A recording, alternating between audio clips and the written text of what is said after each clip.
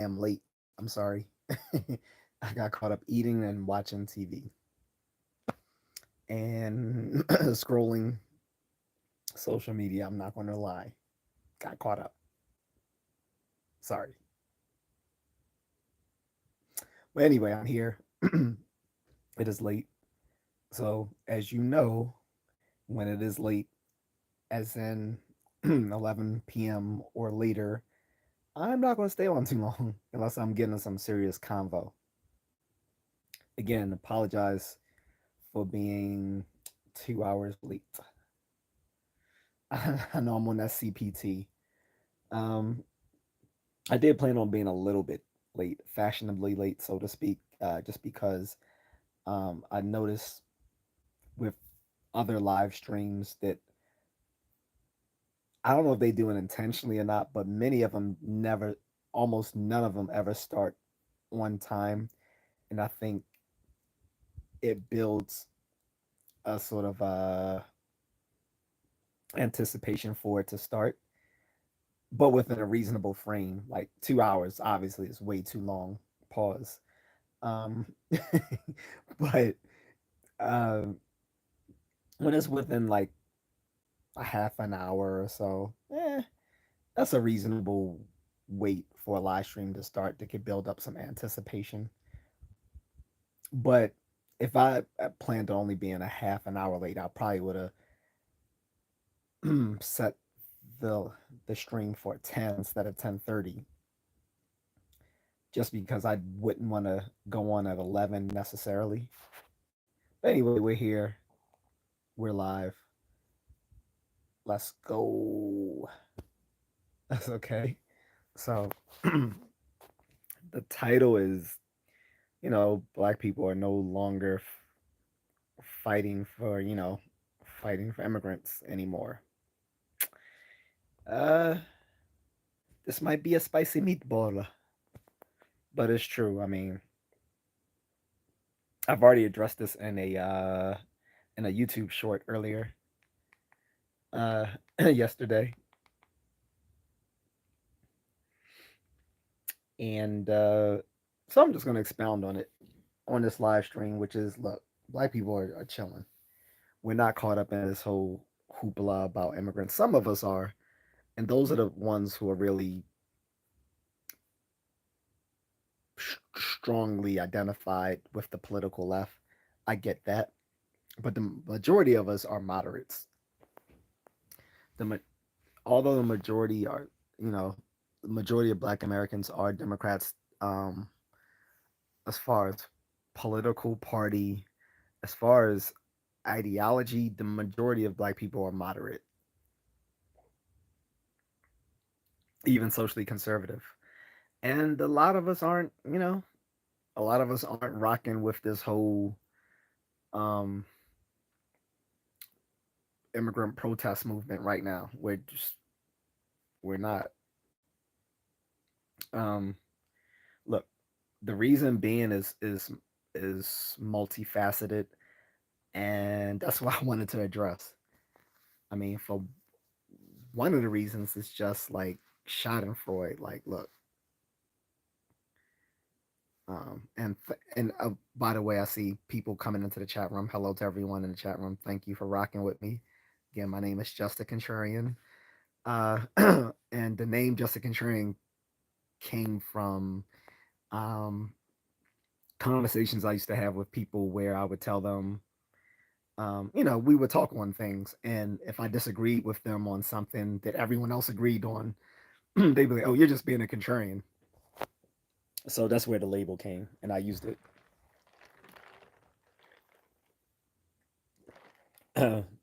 Thank you, Moonlit, for I didn't know if you were here or not, brother. Um, so my moderator has dropped my Cash App in the chat. I'm going to pin it here for you guys. For people who like me, please give me a like and a subscribe, as well as share the video. And if you have a few pennies, um, feel free to drop me a super chat, and you can ask me any question in the super chat. By the way, any family friendly question, that is,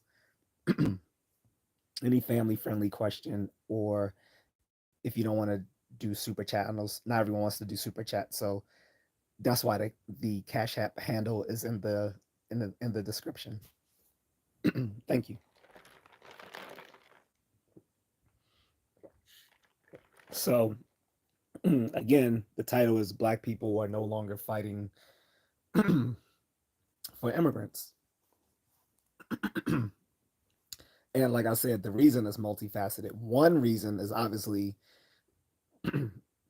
due to the election. That's the biggest reason, right?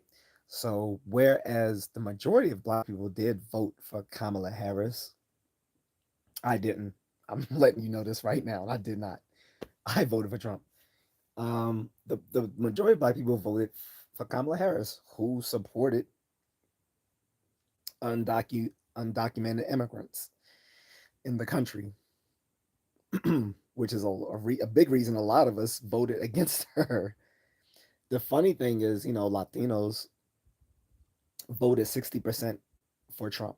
60%. And they are the main ones being affected by the immigration policies of Trump right now.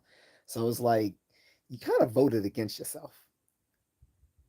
Now, that's not to say all Latinos, because people like to throw all Latinos in one basket, and they're really not. Like, you have many different groups. The Cubans, Dominicans, and Puerto Ricans are not necessarily vibing with the Salvadorans, the Mexicans, the Guatemalans, you know, not to mention the folks in South America like the Venezuelans, the Colombians. They don't even they don't even rock with each other. The Venezuelans and Colombians. Shh, don't even get that started. Don't mistakenly call a Venezuelan Colombian. No, don't do that. But um, they they beef with each other, and they beef with the other Latino um, groups.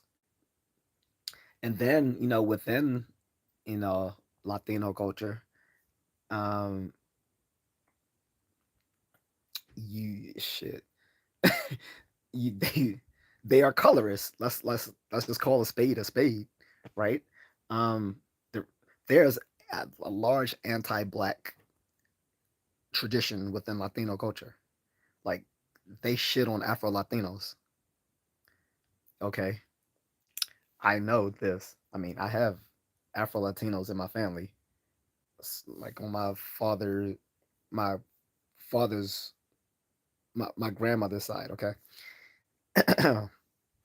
and apparently I got some in my family too. But I mean, you know what I mean, like in my bloodline. Anyway, whatever. So they, I've and just to say, I've never had a problem with Latinos. Like, I grew up in the DC suburbs. Anyone who knows the DC suburbs is largely it's a large Latino community. Particularly like when I lived in Silver Spring, there were no other like there were no other black people in my in my neighborhood, so I hung out with the Spanish kids. I ended up befriending one black guy, but my best friend was like Indian. Um, my other closest friends were all Latino. Then it was my eventual black friend whom I met, and I think he may have Spanish in his family too.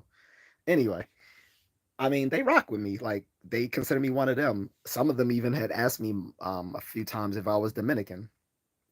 But yes, there's an anti-black sentiment within Latino culture. I even had this Puerto Rican girl at the time where I was living in Silver Spring. She was cute as mm, she could have got it, and she would have got it if she didn't have a boyfriend. But anyway, she she once told me she was like she told me, she's like, yeah, Spanish people have a joke. Um she's like she's like all the different races, she said you can call them like, she said you can see them as like a cooked dish. She was like, white people were taken out the oven too long, black people were left in the oven too long, and Spanish people were cooked just right. That was the joke she told me. Now I wanted to say, yeah, but you let us. Never mind. You can get where I'm going with that. But in any case, shout out to her, Melissa. She, don't worry, guys. This is like 30 years ago. So anyway, um so I don't have a problem with them, and I don't have a problem with legal immigrants. I have a problem with illegal immigrants, and a lot of Latinos try to make it like if you're against illegal immigration, then you're against them, and that's not the case. And they're not the one pushing that so much as there are like liberals and progressives and leftists pushing that notion that if you don't support illegal immigration, or policies that overlook illegal immigration, then you are racist. But it's simply not true, because one of the biggest champions of Latinos, and specifically of Chicano activism and social justice, was Cesar Chavez, and he was against illegal immigration himself. Yes. So when people try to tell you that you are racist because you are against illegal immigration, bring up Cesar Chavez and see what they have to say. Half of them probably don't even know who he is. The other half will shut up, or they're going to try to make up an excuse.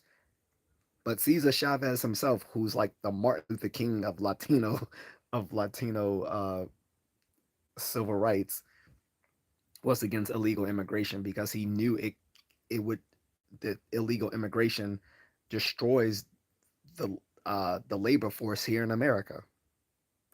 That's why he was against illegal immigration, even though he was Latino and a champion of the Chicanos. So again, when anyone brings up, "Oh, you must be racist because you support Trump getting rid of illegal immigrants," remind them of Cesar Chavez and the fact that he himself was against illegal immigration. Just saying. Anyhow, like I said, so the first thing, like I said, is black people were pissed off at at Latino immigrants, and Latino people, because they voted overwhelmingly for Trump, 60%, whereas most black people voted for Kamala. I didn't, but most of them did, and because of that, they saw it as a slap in the face because they didn't vote for whom they thought was a black candidate. Kamala's not black, but anyway, whom they thought was a black candidate, and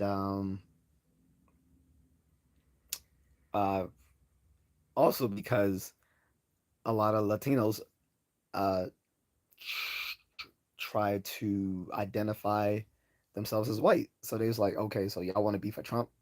All right, cool, bet, bet that. All right, we're resting. No more. We're not supporting y'all anymore. Y'all never supported us. And so that was the first thing. So that was the election. So Latinos overwhelmingly voted for Trump instead of Kamala. So that was the first. So that was one of the reasons.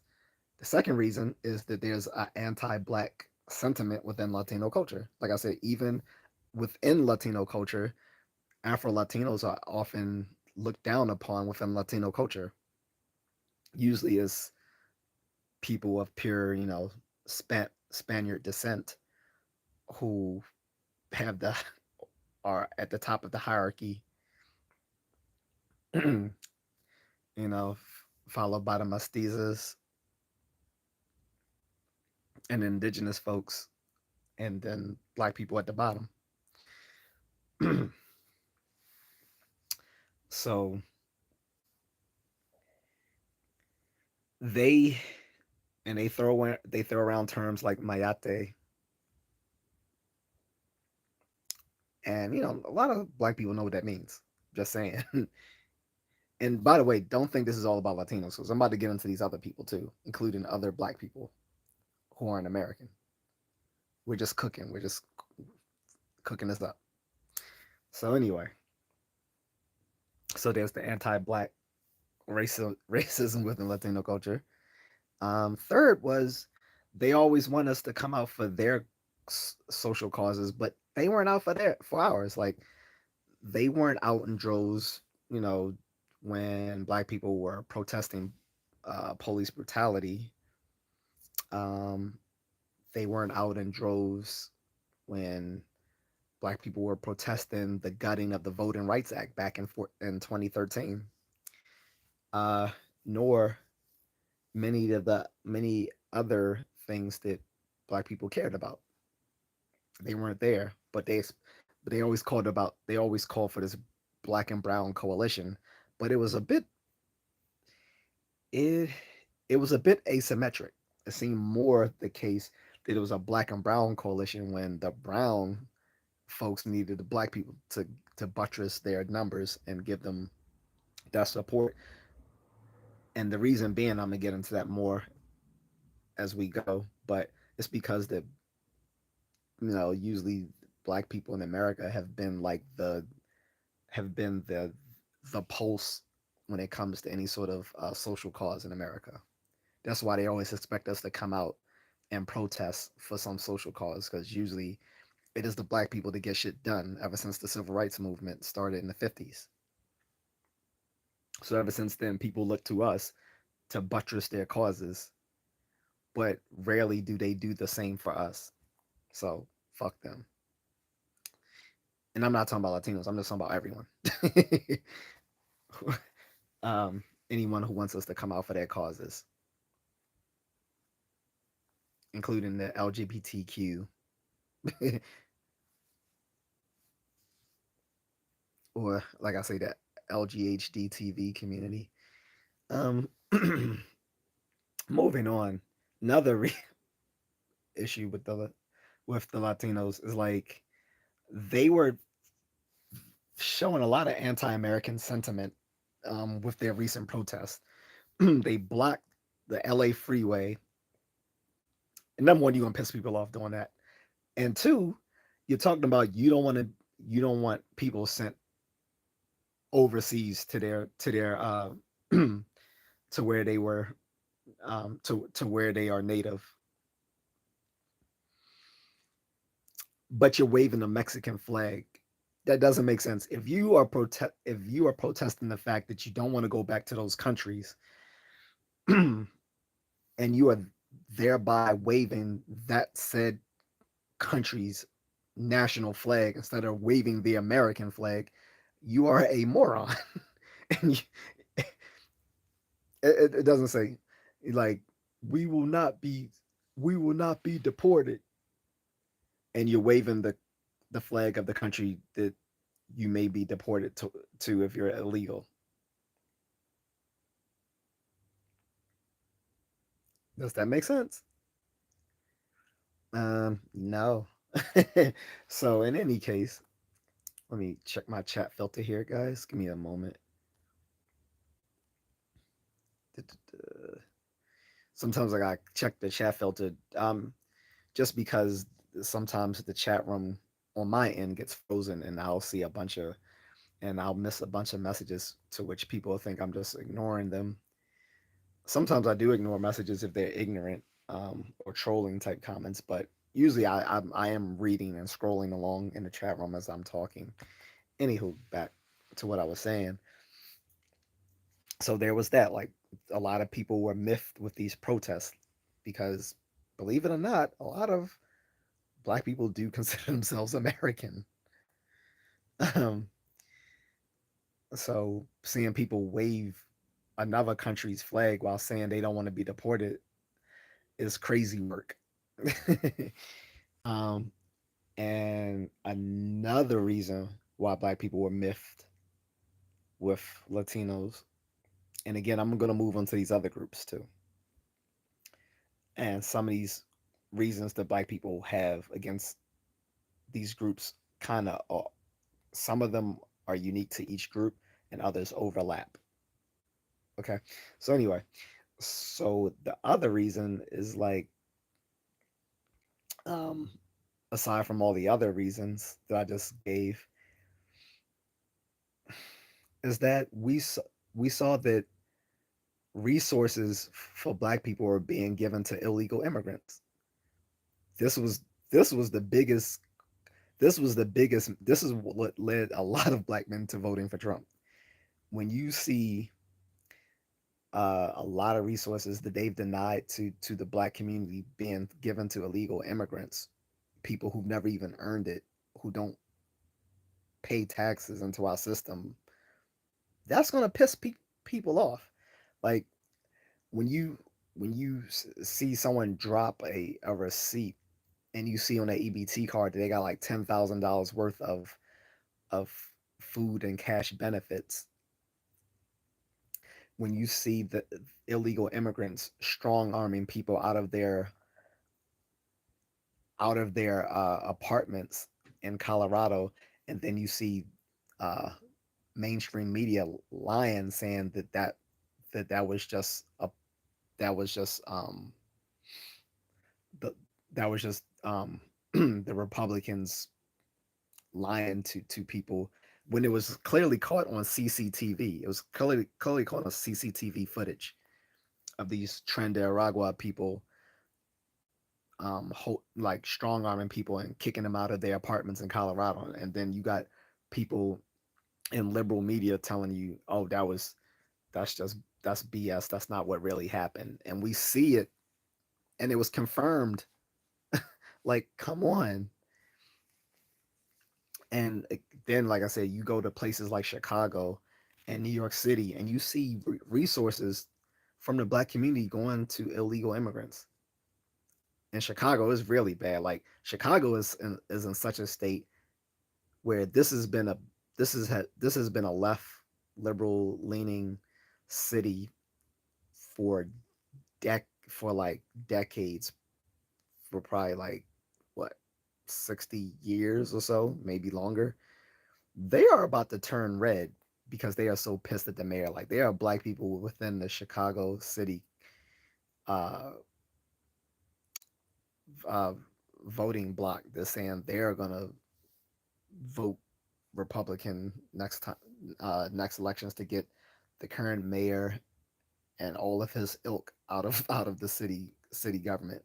That's how pissed off they are that one of the bluest cities in the country might turn red because they were mad that resources were given to a bunch of illegal immigrants instead of the native born black people of that city. So similarly, in New York, like putting up illegal immigrants in hotels and in public schools, and then moving the students around so that these illegal immigrants have a place to stay. That's crazy work. Uh, and then these some of these illegal immigrants were like committing crimes in the city and not getting just slaps on the wrist. They wouldn't deport them or anything, so they kind of just let them slide. I mean, some of them even attacked police officers. It was starting to get ridiculous. A lot of people was like, "Look, they're competing for the same resources that the black community has asked for a long time, and you're just giving it to them, whereas you told the black community that you didn't have it. We ain't got that, player." But then Javier moves comes around. Oh yeah. Here you go, playboy. Yeah, take that. Yeah, I'm sorry. I'm not gonna talk about Puffy today. Don't ask me about Puffy unless you drop in a super chat. If you drop a super chat, I'll talk about Puffy. Otherwise, I'm not talking about Puffy. But anyway, back to the subject. So that is what fueled a lot of black people like, yeah, we're not rocking with those immigrants anymore, at least for the Latinos. Then you got for the Asians, similarly with the Asians, there's a lot of anti black sentiment. Also, even the politically left leaning Asians, when they had social causes that they were fighting for, they expected black people to show up for it, but they conversely did not do the same. That they did not show up for the black people during, like I said, the protests against police brutality, the Voting Rights Act. Then the Asians even had the chutzpah to to um to go in and support uh, removing affirmative action. Now, I'm not a fan of affirmative action. First and foremost, I want to just make that clear. One reason is because these policies can actually harm the very people they're meant to help. That's number one. Two is because even if you put that aside, most of the affirmative action policies weren't helping black people anymore. They were helping non-black minorities and white women. The policy was specifically meant for the the freedmen, which is foundational black Americans. It was not meant for it was not meant for non-black minorities. It was not meant for black immigrants from other countries. It was not meant for white women. But those are the people that it benefited. So once they gutted the affirmative action policies, it didn't actually hurt black Americans because it wasn't helping us. It hasn't helped us for like probably the past 30 or so years, probably longer than that. Um, but uh, Asians thought they were thought they were um, doing something against black people by getting rid of affirmative action, saying, "Yeah, now they can't get into college before us." Because, and I get why they felt that way, because there are some racist admittance policies in a lot of American colleges and universities. Because here's the thing: because so many Asian Americans overperform academically, um, if if all of them were to be admitted to the colleges to which they applied, they will overrepresent the student bodies of those campuses. In other words, in other words, most of the students in these universities would just be Asian. That was actually one of the reasons why one of my friends, 25 years ago, no, 26 years ago now, came to my college. He transferred from University of California of Irvine and came to my alma mater, well, his alma mater now too, University of Maryland, because he said it was nothing but Asian kids there. And so this is something that a lot of university administrations were looking to prevent. So they would not admit students who were very much qualified to go to those universities to which they applied, just so they could have a more diverse student body. And cultural diversity is good, but it's also important to have epistemic diversity, which is a diversity of thoughts and beliefs. And what and although a lot of campuses may have cultural diversity, there's a bit of hegemony in the way they think, or liberal bias, right? Anywho, I don't want to get too far off topic. The point is anti-black sentiment within the Asian American community, followed by their lack of support for um, black civil rights, um, kind of made us indifferent to them as well, because some of them are being sent home too, who are illegal immigrants. Um, and finally, we get to the black immigrants. Uh, Black immigrants thought we would support them, and they're really mad because, and you see a lot of them online. You see a lot of Spanish people, a lot of African and Caribbean people, all doing a lot of explaining online, talking about, yeah, we get what black people meant now about white people and white supremacy. Oh, y'all didn't. Oh, so it took this to realize what we were talking about. No, for years you said, "Oh, we're lazy. We're a bunch of mayates. We're a bunch of akatas for the Africans. They call us akatas, stuff like that. We're all lazy and this and that." Okay, so here's the thing about that. Also, unlike Latinos, Asians and Africans come here overseas, and they have to come here through legally through some very stringent immigration policies which favor people who already come from a higher social economic status.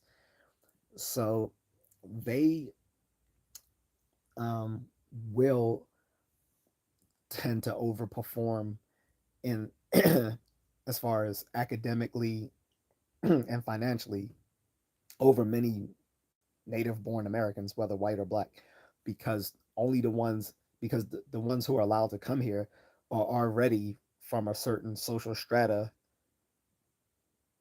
and and so are over representative of that higher socioeconomic status when they come here, because obviously they're not letting the lower socioeconomic people come here because of our stringent immigration policies. So a lot of those people from Nigeria and South Korea and China who are fuck ups aren't allowed to come here unless they come in here illegally, which they sometimes do. Some of these Asians sneak in a lot of illegal immigrants through Chinatown or whatever. Anywho, uh, and Africans likewise can sometimes come here illegally as well. Many of them come here. They just come here by overstaying their visas. So, but the problem with all these immigrants is that when they come here, a lot of them think they're being more American by being anti-black. Like they try to ingratiate themselves into mainstream society through adjacency to whiteness, and Latinos do that more so than it. Latinos and Asians do that more so than obviously the black immigrants, because obviously the black immigrants, like, to the average person, they're just gonna think they're black. Like they're not gonna see them as Haitian, Jamaican, Dominican, Panamanian, Nigerian, Ethiopian, South African, whatever. They're just gonna see them as black. Um, but a lot of them think they're better than black Americans too. They say we have no culture. They say we're lazy, call us acatas. Um, and look, so a lot of them are more successful than black Americans. Let's be honest, right? We should at least be honest about that. And because a lot of them, again, do more put more value on education, austerity, and discipline than black Americans do. We can admit that. However, like I said, they are not a good representative sample of their countries, because most of the people who come here legally from overseas come already from higher socioeconomic status, which means they either come from a position of being well educated or of having um, financial resources, if not both. And so they over they are over representative of the people who come here through legal legal processes, and therefore will seem to people will assume that everyone in their countries are just as studious and successful as they are, but they're not. When you go to their own countries, they're not. The majority of people are just average, like they are here. Whereas Nigerians are a very successful minority group here in America. You go over there, and most of them are just average. Worse than that, most of them are below average if we compare them to Americans. So, likewise in Asia, like yes, there are a lot of overperforming Chinese and Koreans and Japanese that come to America, but when you go to their own countries, they're average. But the successful ones, the ones of higher social economic status, are overrepresented here in America, because those are the ones who are favored by our American immigration policies. And because of that, they tend to take on airs when they come here. Like I said, they align themselves. They try to be. They you know often take on anti-black sentiment because it's kind of it's almost just American to be anti-black, and then the ones who are of lighter skin, like some Latinos and some Asians, will make themselves adjacent to whiteness.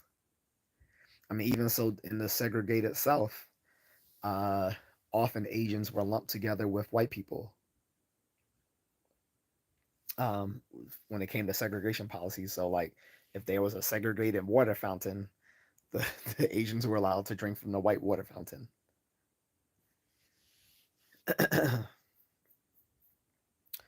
But again, so the Africans, like I said, and the Caribbeans are tend to be more successful than the foundational Black Americans. But again, that's because the successful people within their groups are overrepresented here in America because of our immigration policies, whereas the more average or mediocre ones tend not to leave their own country unless they come here illegally, and those are the ones who are being sent back. We sent hundreds of thousands of Jamaicans back a few months ago, and the Jamaican prime minister told them, if you come back here, you better not commit crimes like you were in America, because if you do, you're going to find yourself in jail or meeting your maker. He told them that. Um, the illegal immigrants from Venezuela that were accused of being Trinidad, Venezuela didn't want to take them back until Trump uh, threatened, like, I think it was like 200% tariffs on them, on Venezuela. So they took them back, or they sent them to that super prison in El Salvador, as well as they reopened Guantanamo Bay, and Guantanamo Bay has never been closed. They reopened the portion of Guantanamo Bay that was being used to process um, um, criminal immigrants and stuff like that. So they reopened that portion of Guantanamo Bay that's been closed for a while, probably I think since the Obama years, um, because he was never able to fully shut down Guantanamo Bay, because he had promised to shut it down and he didn't. But I think he did shut down some portions of the prison, uh, of the base. Guantanamo Bay isn't just in a prison; it's a whole base. But anyway, um, so yeah, and what's up, Howard? And so, so where was I? So like I said, a lot of black people are tired. Like I said, a lot of those immigrants showed up for Trump, and again, I voted for Trump, so I'm not mad at that. So they showed up for Trump, which pissed off a lot of black people because the majority of black people voted for Kamala. Two, they've shown anti-black sentiment over the past 50, 60 years. Three, they didn't support our our social causes, but then expected us to show up for theirs. And we're like, no, forget you. Um, and four, they flaunted their success in our faces. Um, and five, we saw our politicians giving resources to them that the black community had asked for for eons, and they told us they didn't have it. But you see politicians crashing out, willing to go to jail, lose their lose their office, lose their seat in office, um, or even maybe pay the ultimate price just to show up, just in the, just to perform these political theatrics, um, for these illegal immigrants. And worse yet, we see a lot of people saying the quiet part out loud. We know the reason why a lot of liberal white people actually want them to stay, because they see Latino, well, no, sorry, no, they see illegal immigrants as as a cheap force of labor for them, which is the very reason Cesar Chavez himself was against illegal immigration because he knew it would ruin the American labor force, especially as he was a champion of farm workers, most of whom were Latino. And he knew the illegal immigration would destroy what he was working for, the rights for farm workers and the American labor force, which is made up of lower income people, many from the Latino community. This is why Cesar Chavez was against illegal immigration. Um, but yeah, so I'm willing to take questions or comments on that. I know people have some. I don't see that many people in the chat room, but like I said, people are welcome to comment or question what I've said, because I may be wrong on some things. Um, but like I said, but as far as the black immigrants, like they know better, or they should know better. Like Africans, definitely, like we see them being sent home. We don't give a shit. Honestly, we really don't. We're like, all right, no, y'all thought we were lazy and we didn't have any culture and this and that. Peace out. Have fun over there.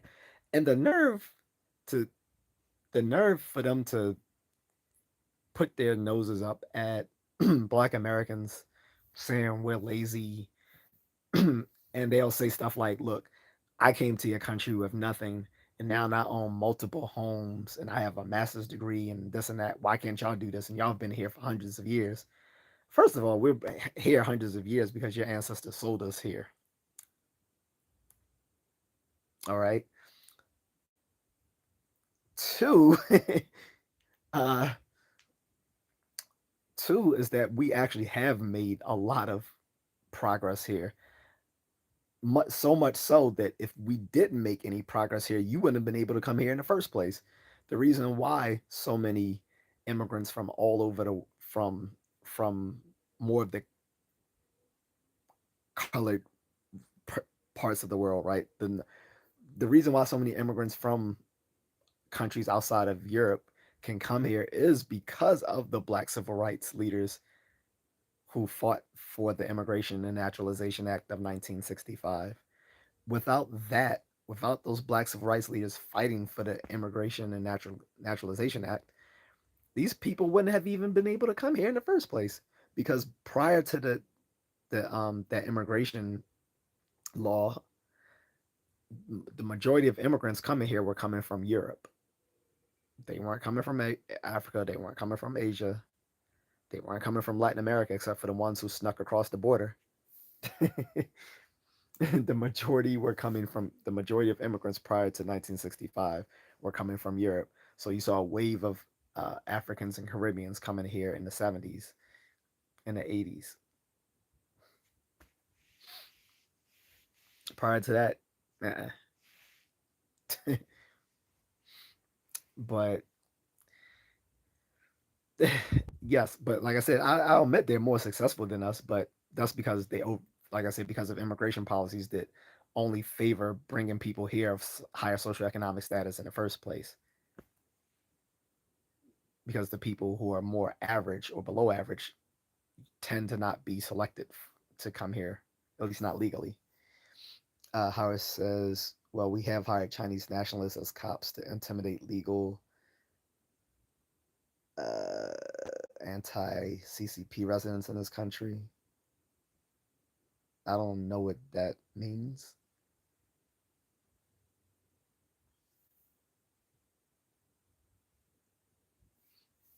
I mean, if someone's here legally, I guess they can become a cop. You don't have to be you don't have to be an American citizen. Let someone fact check me on that. I don't think you have to be uh an American citizen to become a cop here. You just have to be. Wait. Let me step back. You don't have to be uh, a you don't have to be a native born citizen here to become a cop. Um, and for citizenship, maybe you can become a cop here if you have a green card. I'm not sure, but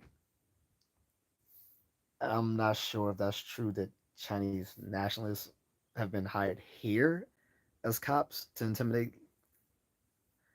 anti CCP residents in this country.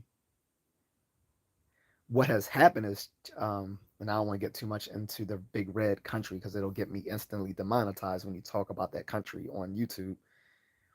What is happening is that some of their operatives come to this country to intimidate people from their country who are anti CCP. Our government, I have not heard, is hiring them. That's definitely not. They will get, if we find out that someone's a part of the CCP here and is intimidating American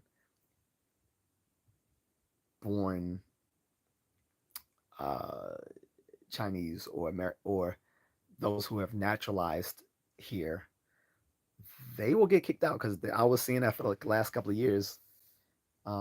When they've actually caught um, cops from that country over here amongst um, people in places like Chinatown, intimidating those people here. And when they got caught, they were deported.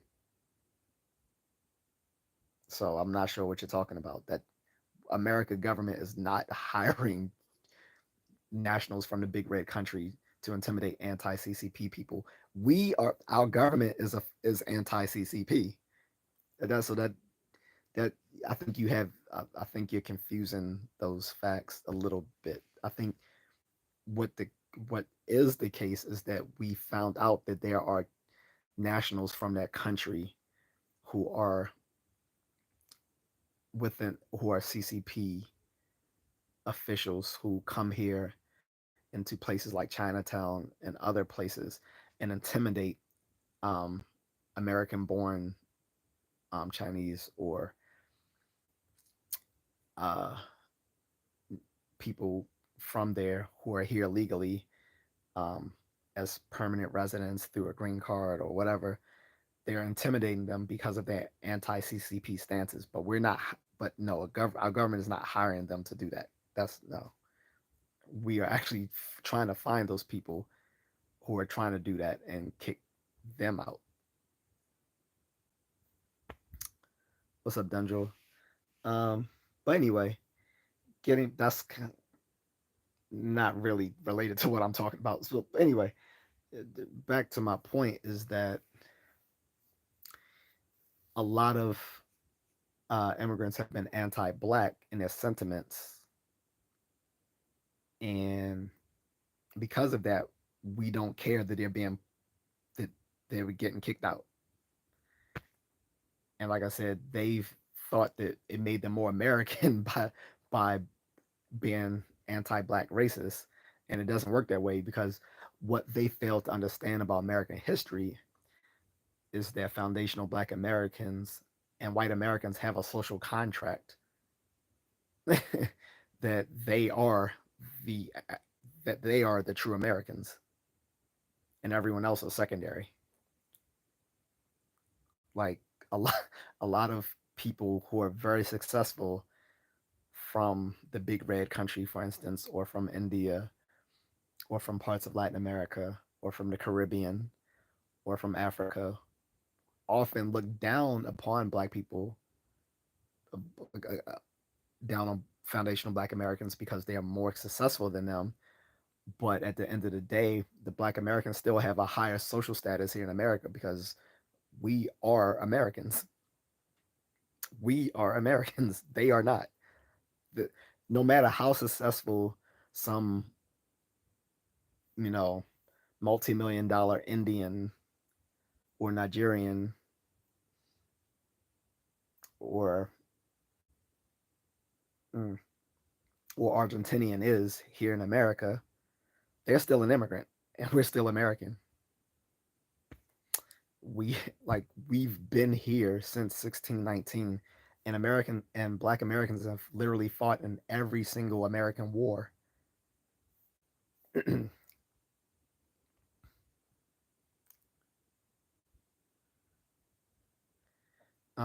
We've so we fought in every major war, from the French and Indian Wars, the war of the Revolutionary War, the War of 1812, um, the Spanish American War, the Mexican War, the Civil War, the Indian Wars,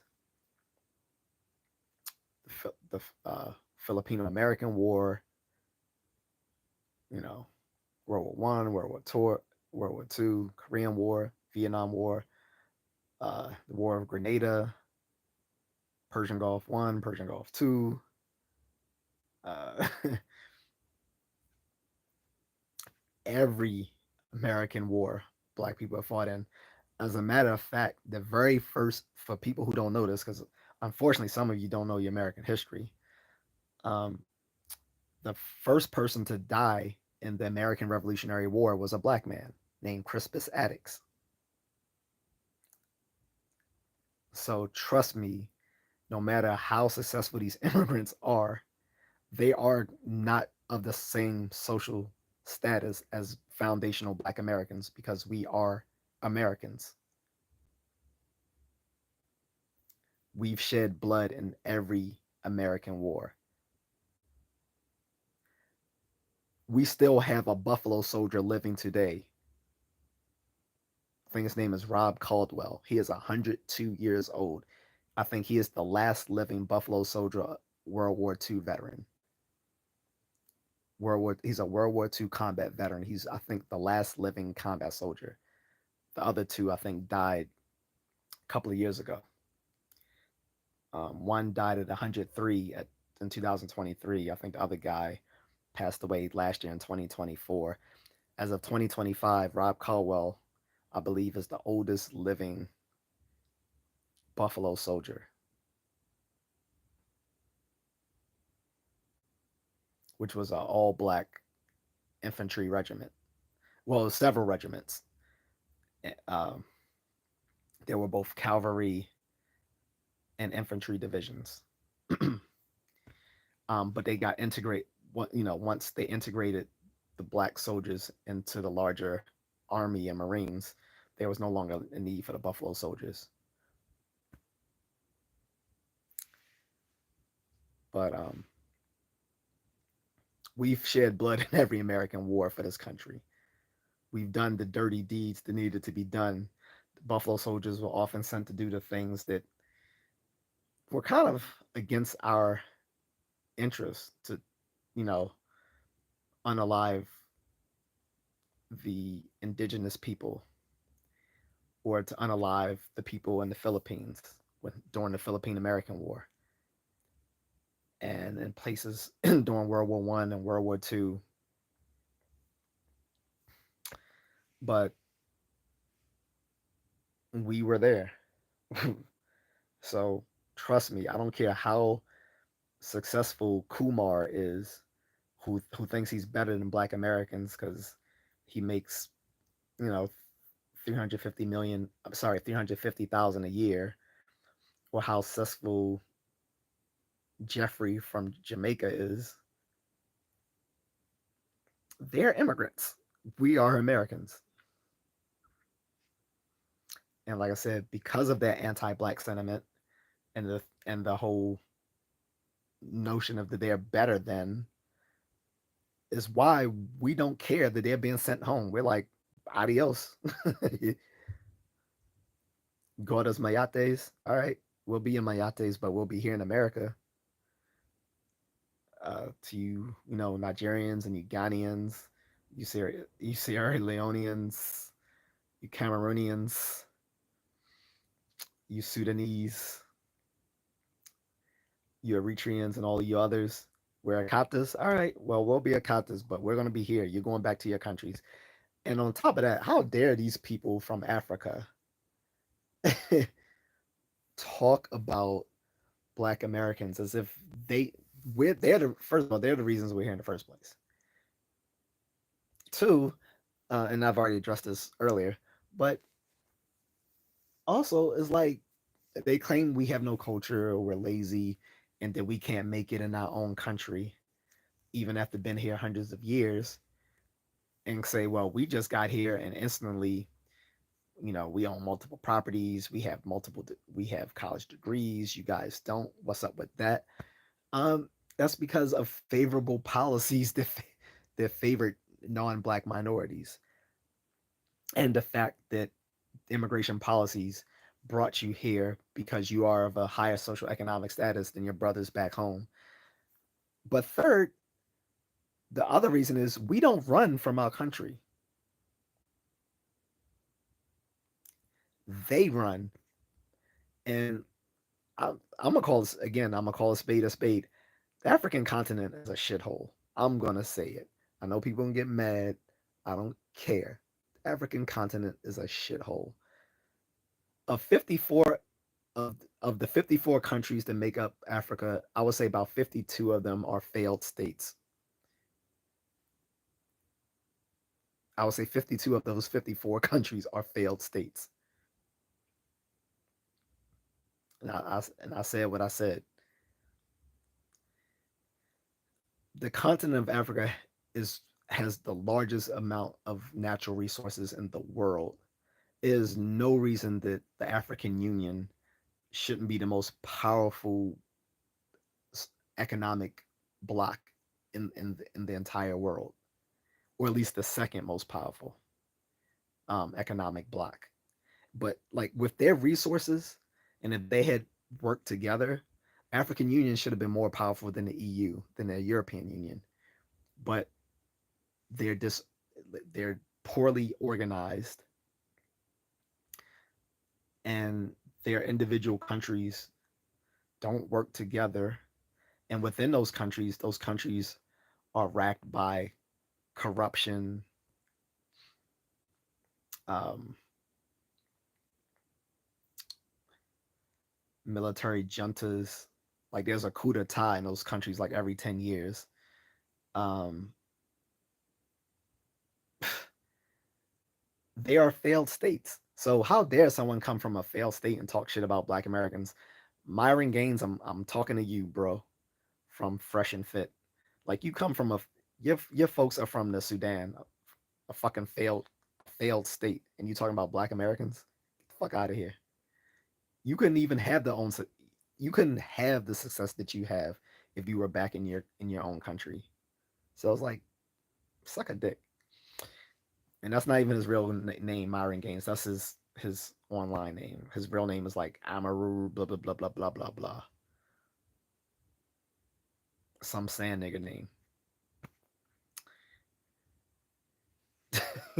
Yeah, I said it. But I can say that though.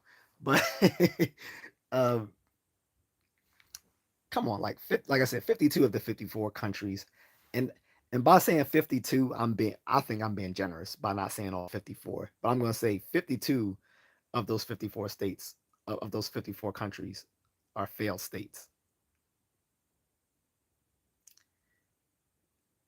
Like they're constantly sucking on the teat of the IMF, the WTO, and the big red country. They can't get their shit together, and so the citizens of their country come fleeing those countries and coming here talking shit.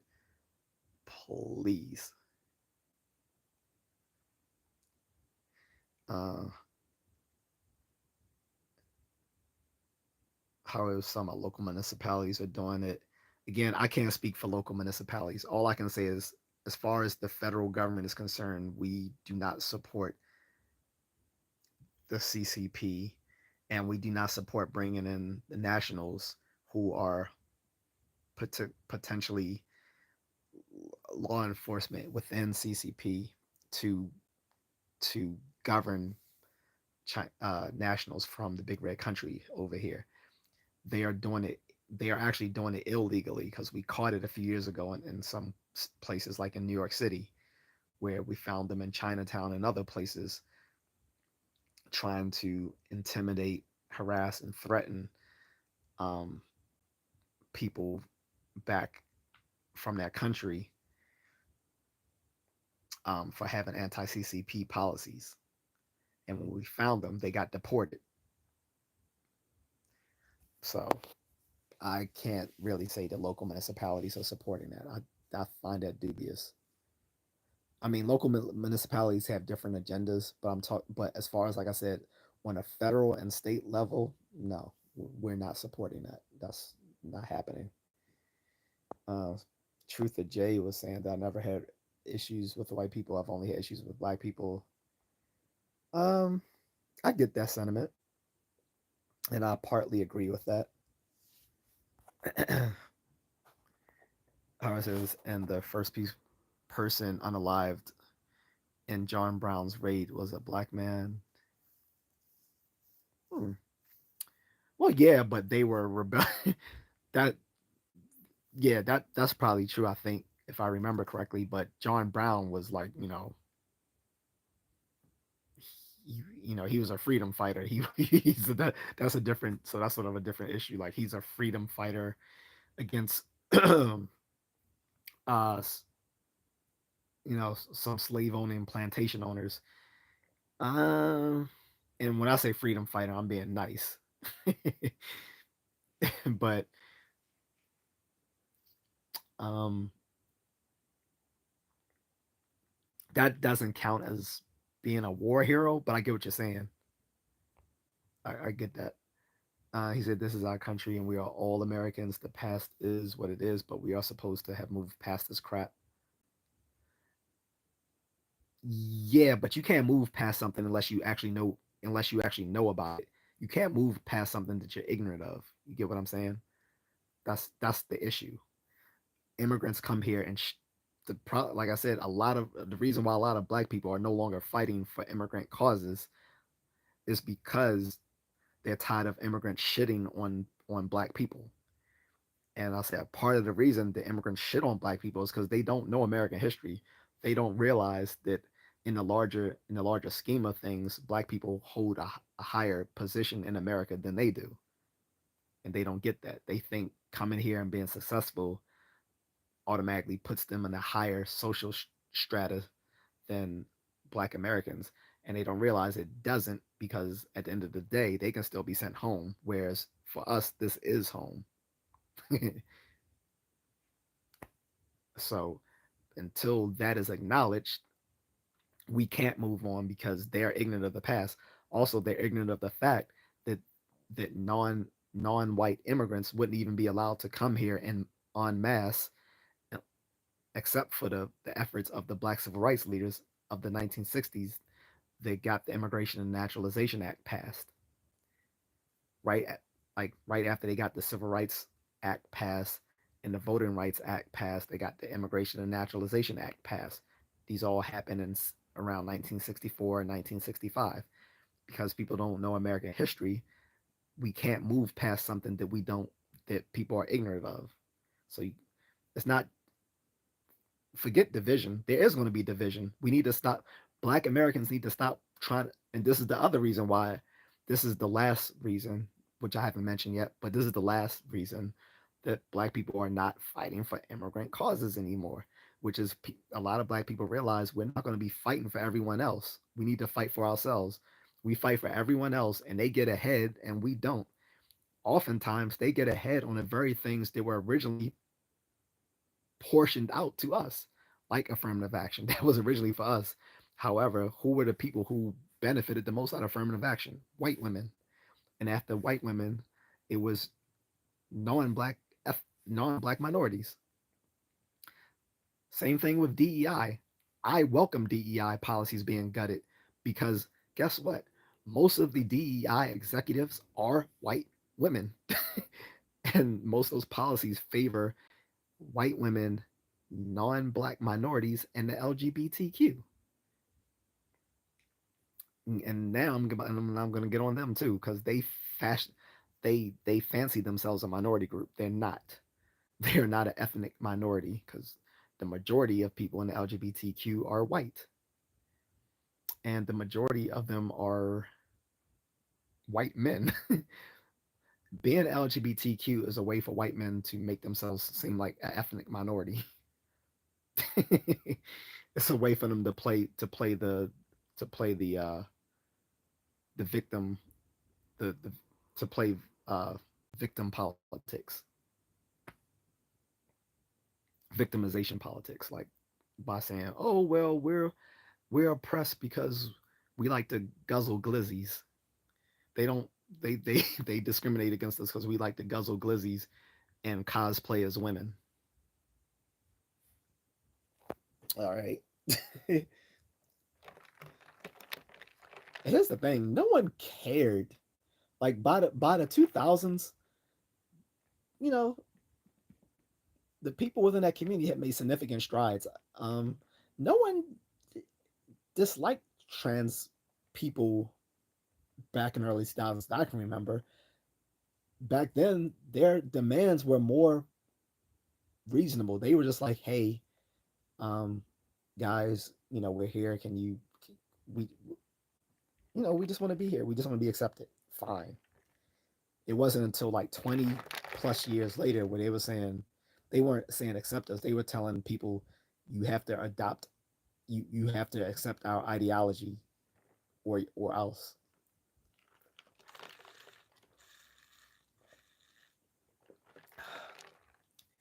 What's up, woman queen? She says people without color, FBA queen reparations. Oh, speaking of reparations, so my own governor, well, he's not my governor. I ain't vote for his bitch ass, Wes Moore, vetoed a reparations bill today.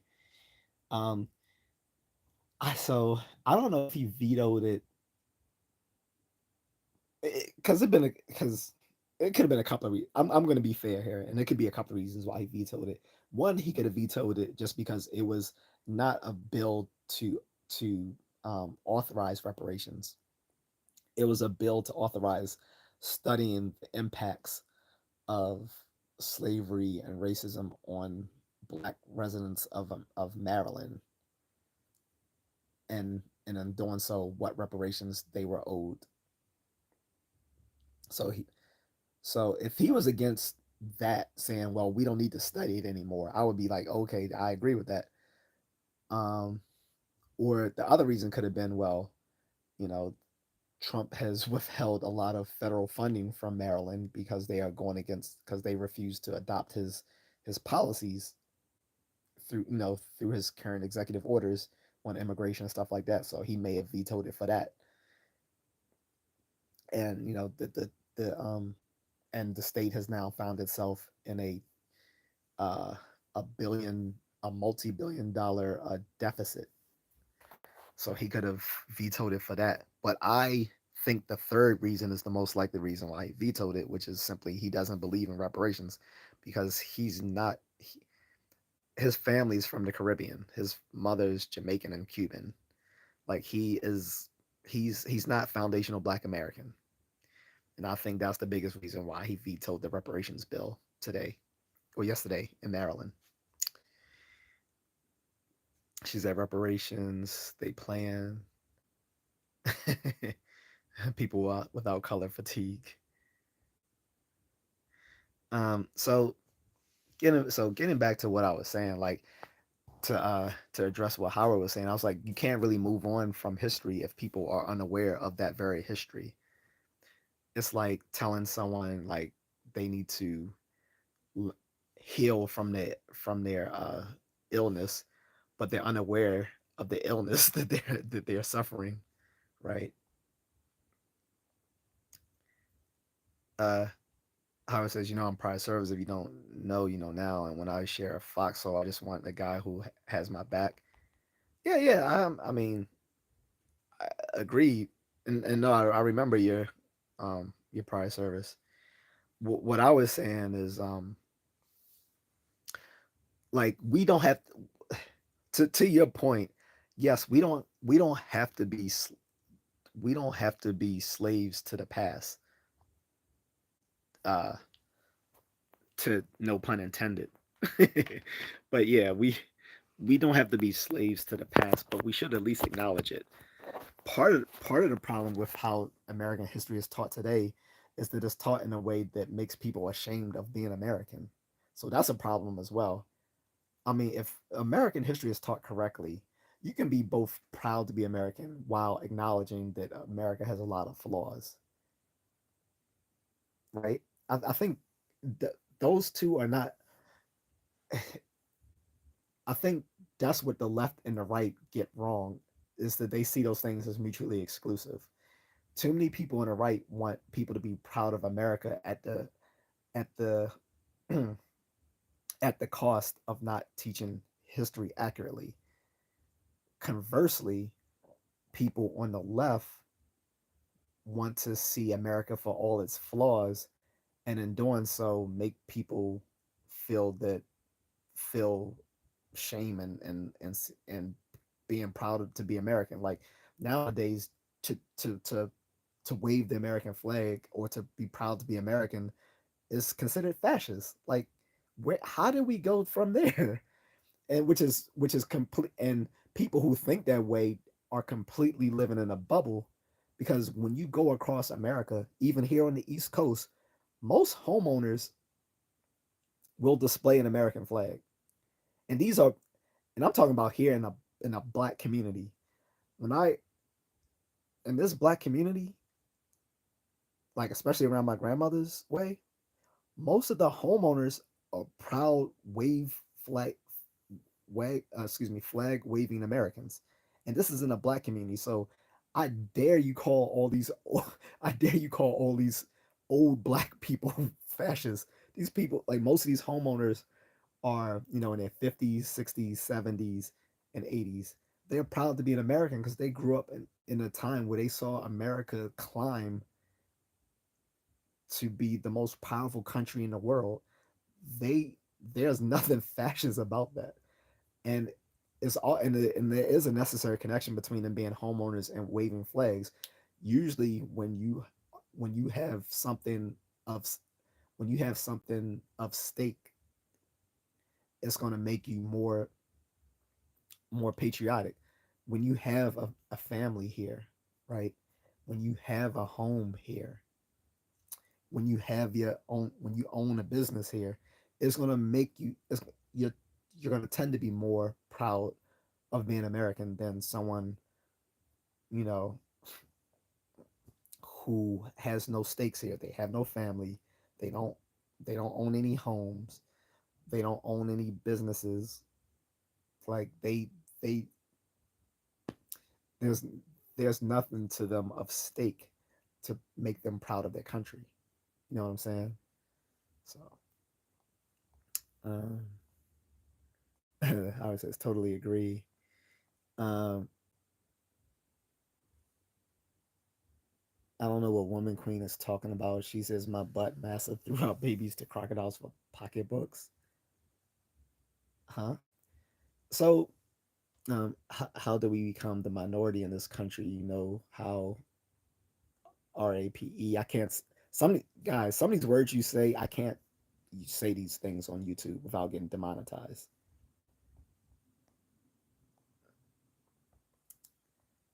Um, she says my people went to Black Panther gathering now because I am a proud black woman. There's a problem. Um, so all right. So as far as the slavery thing, like here's the thing. Here, okay, here's a nasty history of American slavery that we need to acknowledge. Everybody was owning slaves back then, including other black people. Now, that's often been explained away by saying people were just buying back their family. No, they weren't. There were some proud black slave owners back then. Even indigenous people, the so-called five civilized tribes, like the Cherokee, the Choctaw, the Seminole, um, all those folks, they were they were avid slave owners. There were black people who owned slaves. These were not their family members. These weren't people they bought to to unify their families. These were people they bought to till their tobacco and cotton fields. People were owning slaves, including black people. Not only that, Africans were not ignorant of the fact of what was happening here, because there were some prominent African um, slave merchants who literally traveled to America, to places like Brazil and other places, who saw slavery here from the transatlantic slave trade, and went back to their countries and kept supplying slaves anyway.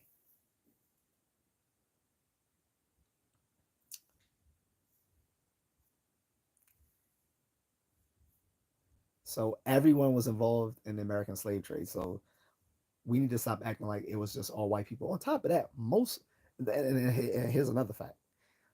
Um, most of the white people in the South didn't own slaves. It was just most of the people who owned slaves were very wealthy plantation owners who owned the bulk of the slaves. There might have been some people of like modest middle class uh,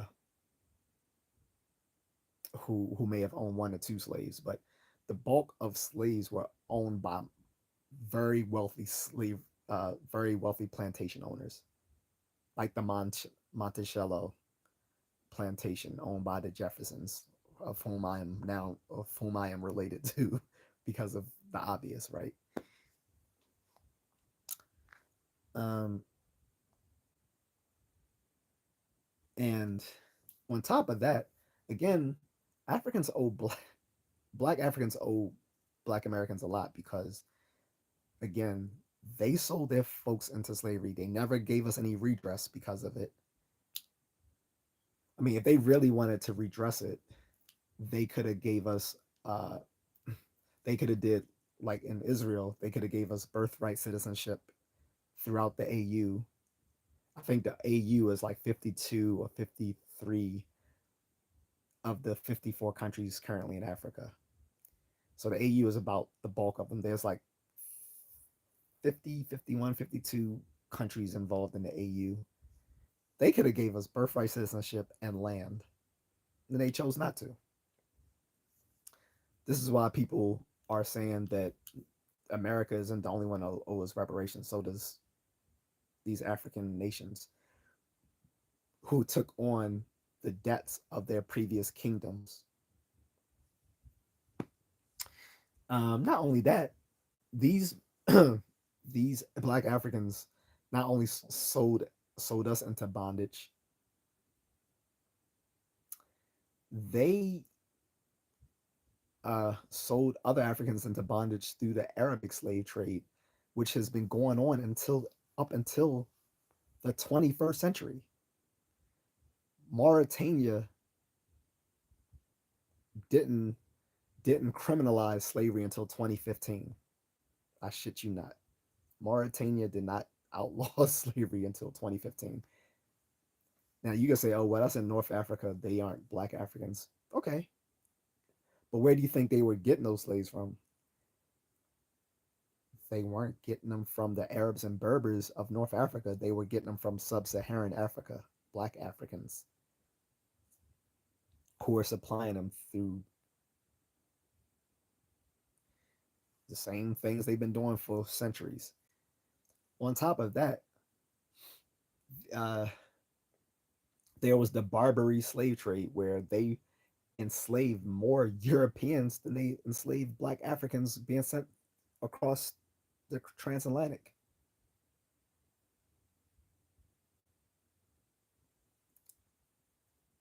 So to hear Black Africans talk shit and think we're going to support them now that they're getting deported, sorry, peace out. We were Akatas, right? So bon voyage. Have fun in your little shithole country where you gotta go shit outside. And I'm not even joking. Um, Woman Queen says that's what you call being scared to tell the truth, being scared to tell it like it is. She says you gotta all kind of such and such YouTube, but we can't say. Well, understand the reason why you can't say certain things on YouTube, Woman Queen, is because of they're chasing advertising dollars.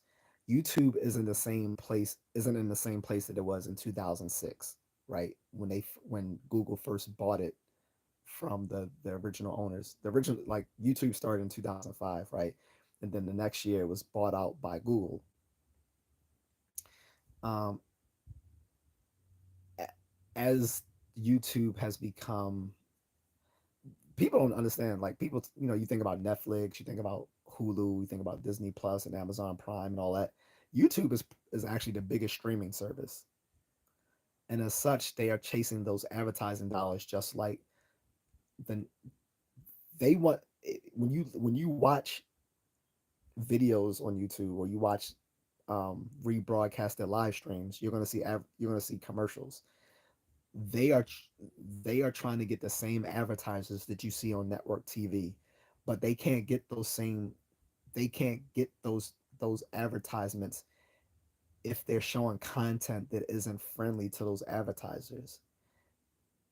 People can't just it's not in other words, YouTube isn't the Wild West anymore that it was uh 20 years ago.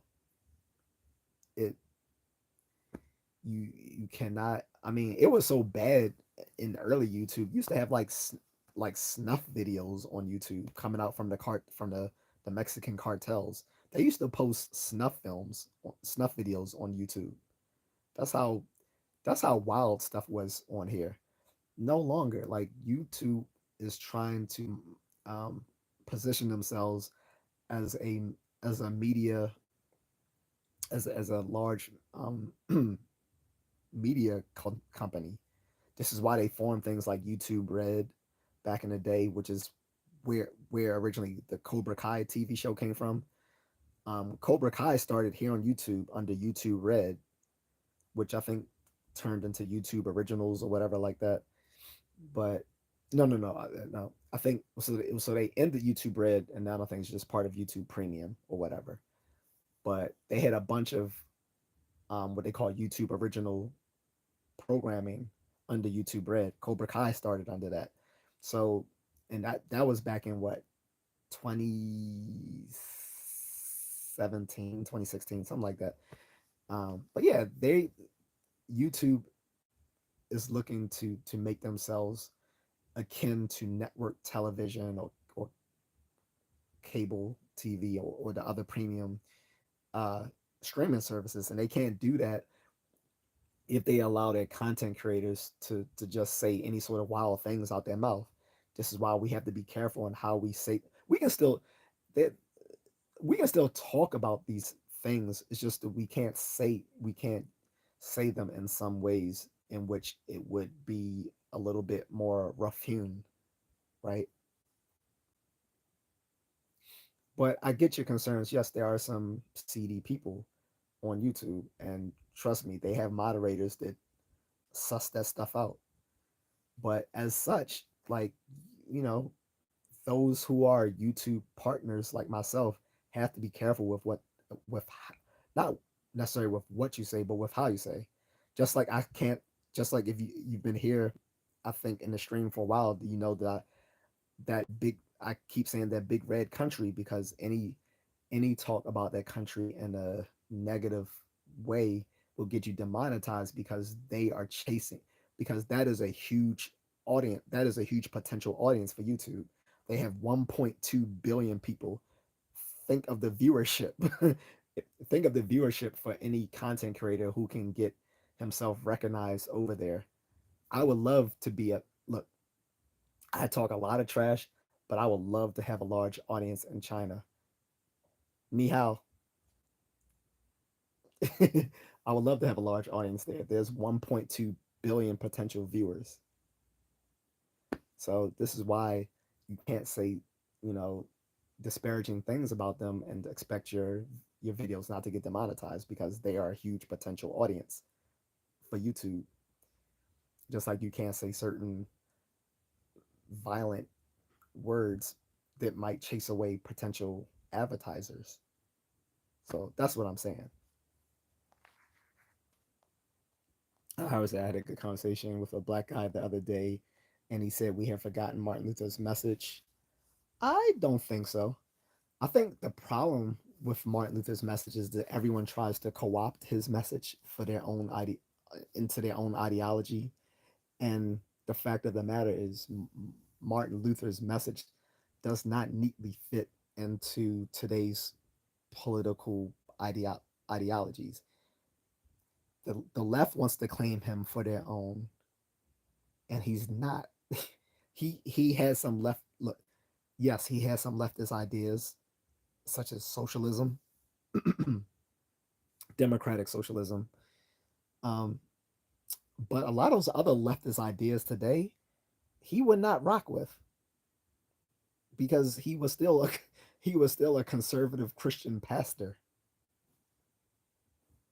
which would have been which would be largely anathema to many people on the left today. Conversely, on the right,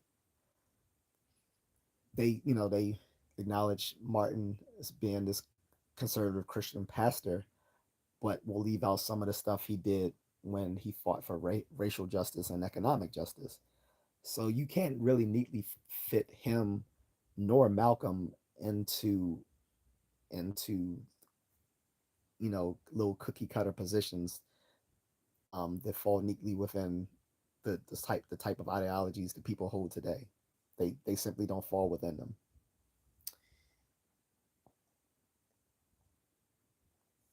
Woman Queen says in slavery they didn't volunteer to be a slave.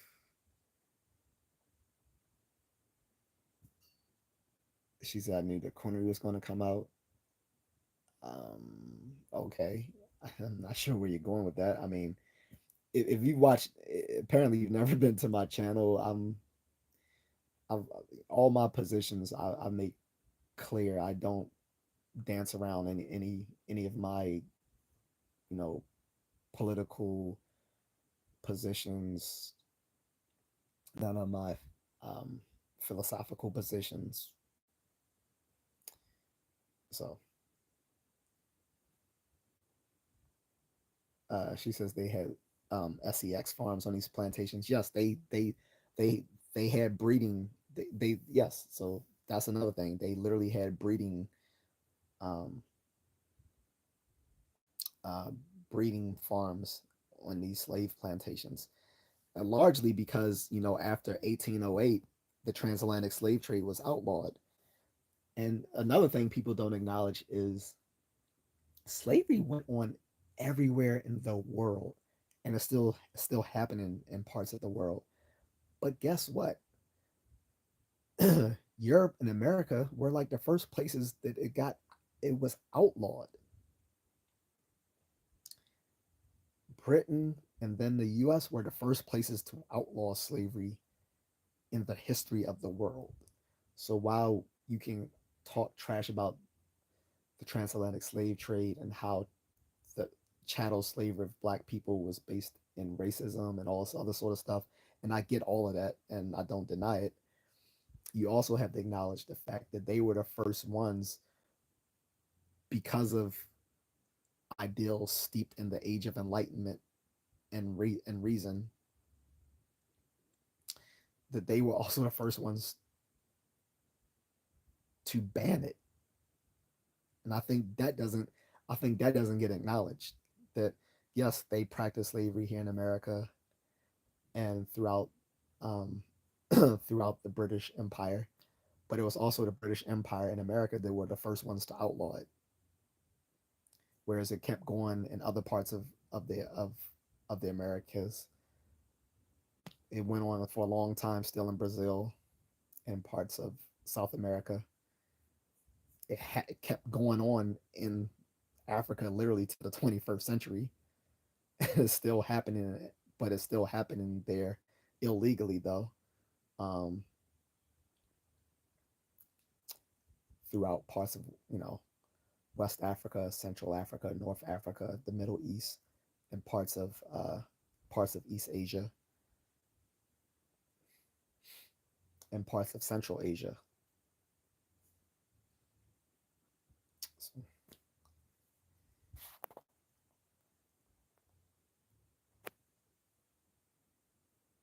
she says every nationality on the globe abused black women. Well, that's simply not true because there wasn't black women on every part of the globe. So that's just factually not true.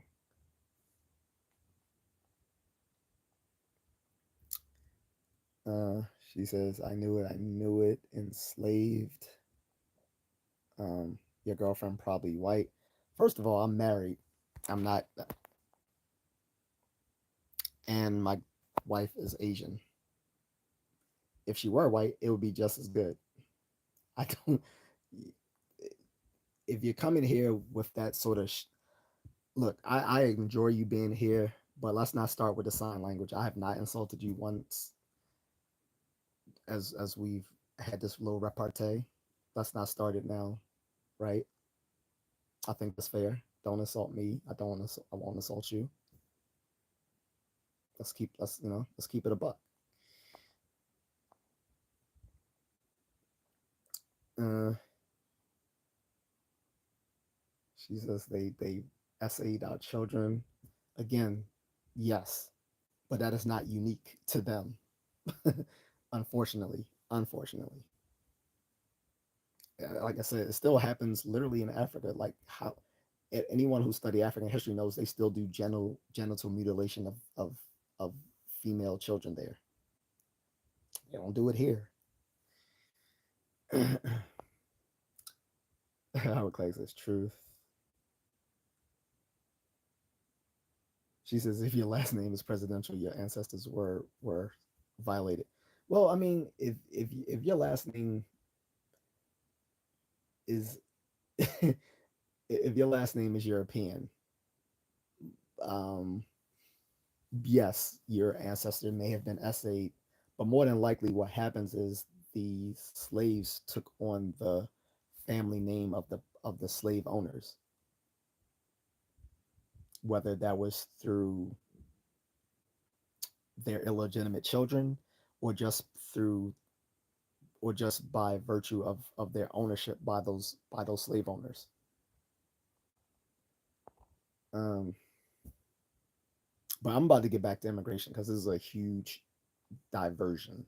I've entertained it, but this is a huge diversion. Howard Clay says more truth. Women says they ate our body parts. That's not been yeah. So I've been seeing that online lately.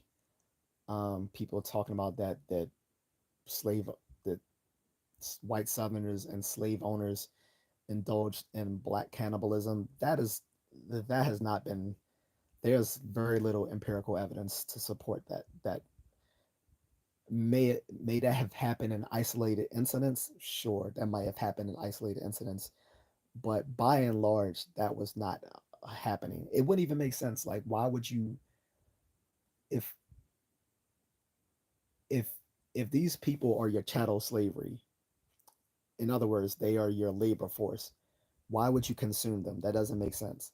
Like, for instance, you wouldn't eat your the horse you need to get back and forth with. You're not going to eat it. That doesn't make sense.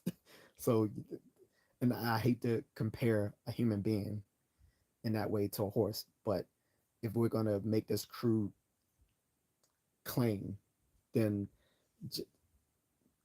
since they were considered chattel slavery, right?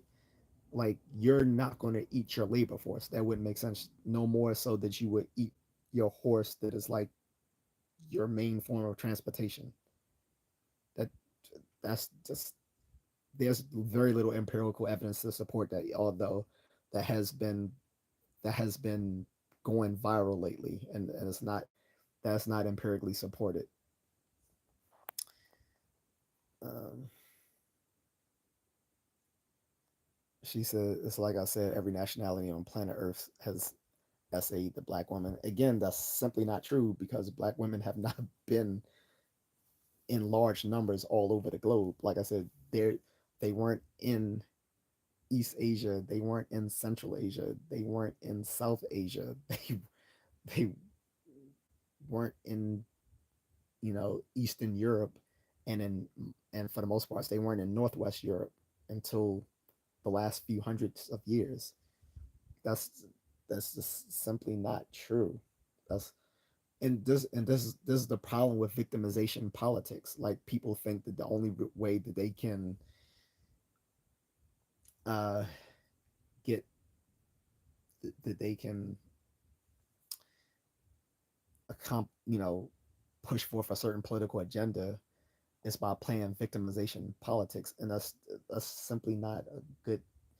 That's simply not a very reasonable thing to do. Like every, everyone can play victimization politics on some matter, because on some level every single group has been victimized in some sort of way. So we all are playing, the oppression Olympics. Like it it, it it's not going to get us anywhere.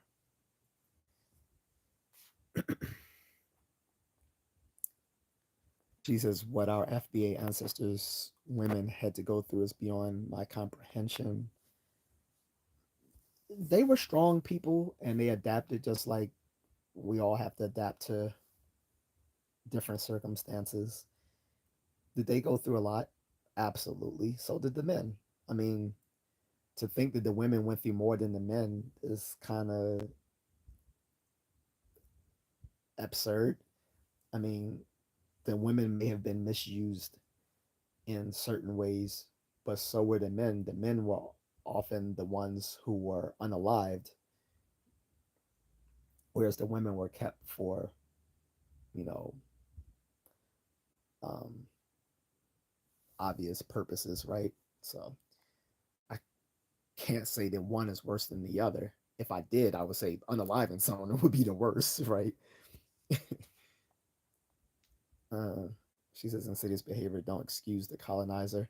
Again, the colonizer term doesn't really work because black people were also colonizers. Our Buffalo Soldiers were helping America do colonizing of America. Black American men and the women who supported them were also colonizers. Again, as I mentioned earlier, an hour ago almost, black Americans have fought in every single American war that has ever been waged, starting all the way with the French and Indian Wars to the American Revolutionary War and so on. We've we've shed blood with our white counterparts in the in an effort to colonize America. So it doesn't make sense for black people to call white people colonizers because we were right there with them colonizing America, even if we don't want to admit it. Now, if people from outside of the country want to say colonizers, I get that, but we were right alongside white Americans colonizing this country. So,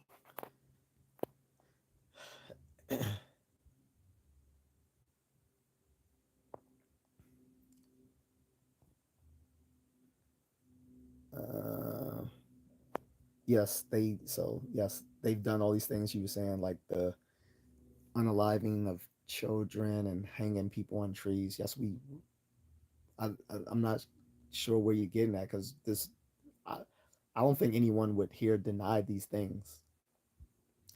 What the purpose of this topic is talking about why black people are by and large not supporting the immigration protests, and largely that's because we're just fed up with people expecting our unwavering support for their causes when they haven't supported ours. That was the point of this live stream.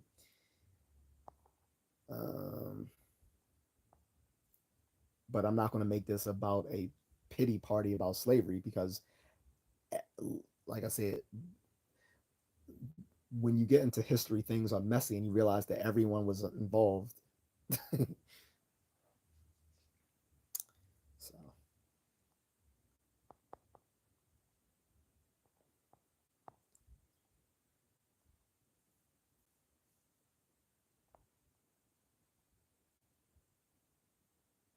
I, I think you're having a moment, Woman Queen. Like, gather yourself emotionally. I get you're passionate about this topic, but that is not my topic. If you clicked on my live stream, it's talking about why Black Americans are no longer supporting immigration. That is my topic. It's not to talk about slavery. I'm sure you can hop onto another stream if that's what you want to do and talk about that. But when I have a given topic, that's what I stick with, unless someone is dropping a super chat. If you want to drop me a super chat or if you want to click on that Cash App and drop me $1 or two, we can talk about that subject. But we have come to the conclusion of that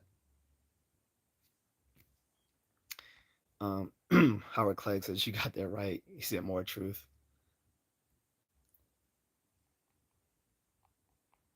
Howard says, you know who ate American body parts? Japanese in World War II. That may be true. I don't know about the war in the Pacific Rim so much when it comes to World War II as much as I do as it. I know more about World War II as it happened on the European front than within the Pacific Rim theater. Um, but I'm pretty sure that a lot of soldiers, when things got dire, may have um, succumbed to cannibalism to stay alive. I mean, look, and we did Japan dirty. I mean, I get it. It brought the war to an end, but what a horrific end that it was. So people forget. So they bombed Hiroshima and Nagasaki. Excuse me, Nagasaki. They were going to also target Tokyo. The reason they did the reason they didn't also target Tokyo as the third target, or one of the targets instead of Nagasaki and Hiroshima, was that Tokyo was like the capital, and they thought destroying the capital where there's a lot of people whom we want to surrender and thereby work with us would be that wouldn't work for us. On top of the fact that we had already firebombed Tokyo as well. So we had already firebombed Tokyo. So it would have been kind of like overkill, and no pun intended, but it would have literally been overkill to then drop a nuke, or well, not nuke back then, an atom bomb on Tokyo after we had already firebombed Tokyo. So that's why they dropped it on the lesser populations of Hiroshima and Nagasaki. um, but yeah, after the firebombing of Tokyo and the atom bombs dropped on Nagasaki and Hiroshima, I'm pretty sure that some of those soldiers might have been in such dire straits that they may have committed cannibalism. And I'm pretty sure there might have been cannibalism that happened in Europe and North Africa during World War II as well. I wouldn't be surprised when those sort of things happen. Like you, you you'd be surprised what people would do. Oh, thank you for the super chat, brother. Uh, Howard just dropped me a super chat, guys. Thank you for that. Um, Trey says, "What is FBA? Just join." What's up, Trey? Trey, FBA stands for Foundational Black American. It's just we people. The term was coined by the political commentator Tariq Nasheed, and it's a way of talking about Black Americans as a lineage apart from the Black immigrants who've come here, like people from the Caribbean, from Africa, and from Latino countries. So FBA refers specifically to the lineage of Black folks here in America who came here as part of the transatlantic slave trade to the American South, um, during the 1600s, 1700s, and 1800s, prior to the emancipation of slavery. That's what FBA stands for. They also they also have been termed the freedmen in a lot of historical American documents. The foundational Black Americans, or the Black Americans um, who were the slaves or the ancestors of those slaves, have been referred to as the freedmen in some historical American documents. Um, but a lot of us can like the term foundational Black American better, because there's also another one, ADOS, which is American Descendants of Slavery. The problem with American Descendants of Slavery and the freedmen is that they only their scope only includes people who were the descendants of slavery, whereas foundational Black Americans is a more all-encompassing term because not all Black Americans back during those times were slaves. In fact, the first Black people who got dropped off here in 1619, a year, almost a year before the Pilgrims came here, by the way, the people from 1619 got dropped off in Jamestown, Virginia, where um, which is like I said, a year before the Pilgrims arrived in 1620 to Plymouth Rock in Massachusetts. Uh, a lot of them were indentured servants and ended up uh, as free Black people here in America and formed the earliest Black elite. So it sounds more accurate um, to say foundational Black American than just to say the freedmen or the American descendants of slavery, since foundational Black Americans covers both those descendants of slaves and those free and those people who were free from the beginning. If that, so I hope that makes sense. Um,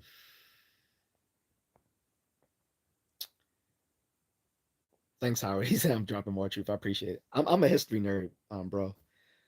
Um, if you haven't noticed, so uh, history is messy.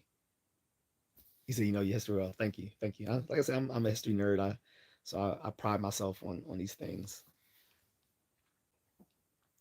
And like the lady, earlier, woman queen, I think she has some misgivings about you know my beliefs. But hey, I willingly took an African history class, even though I didn't as an elective in college. I didn't need to. It wasn't part of it wasn't part of my major. I did it because I was interested in it, and I got an A. I still have those textbooks. um, I also took an elective Black history class back in high school, even though I didn't have to. A in that too. I used to be Afrocentric back in the early '90s in high school when that was a popular thing. I stopped being Afrocentric just because I realized it relied on um, a lot of pseudo history.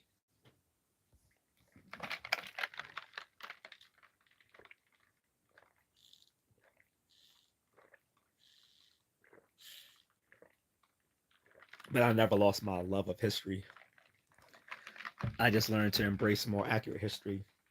And by the way, for people who want to know more about the conquest of the Americas and other parts of the world, there's a great book by a scientist named Jared Diamond called "Guns, Germs, and Steel: How Europe Conquered the World." Um, Now, some of his methodology has been questioned over the years, but largely, I don't think anyone disagrees with his overall claims. He instead of just delving into stuff from a purely historic viewpoint, he actually does a he actually dives into it through like using biogeography and stuff like that. So it's a very good book. And I addressed some historical matters yesterday in my last stream. Yesterday it was like a ask me anything sort of format, and in doing so, you know, when I have my ask me anything days, it can things can things can turn however way it naturally evolves. And I ended up talking a lot about Middle Eastern history as it evolved, like Jewish people and Palestinians and and stuff like that. So um like if people want to hear me talk more about historical matters, like I said, you can check out my the replay of my live stream from yesterday. uh Watch the commercials though, because I get paid when you guys watch the commercials. But no, anyway, so getting back to what I was saying, like I said, by and large the Black community is fed up and not supporting the immigration protests for all the reasons I spoke about an hour and a half ago, and I'm going to just recap that and then I'm going to end this. unless someone else has any comments or questions. But like I said, uh, a lot of these immigrants who came to this country have embraced anti-black racism because they thought it made them more white adjacent. Two, they expect us to they've because black people have largely been the moral center of America when it comes to like social justice. Every group expects black Americans to support their social causes when they have them, whether Asians, Latinos, or other groups, or LGBTQ, for instance. But a lot of these groups don't show the same love when it comes to our issues that we want to address when it comes to racial justice. So that's another reason. Um, a third reason is that we saw a lot of we saw that illegal immigration was taking resources away from the black community, as far as jobs, as far as just financial resources. That I mean, it got bad when people were taking screenshots of people's receipts that they left in Walmart, showing their EBTs stacked with like $10,000 in food and cash benefits. Like they have like cash benefits of like 10, 10,000, with food benefits about 5,000. Like how are they getting that? Not to mention they were given priority with housing. Um, they were being and then they were being put in black communities. They were already struggling for resources.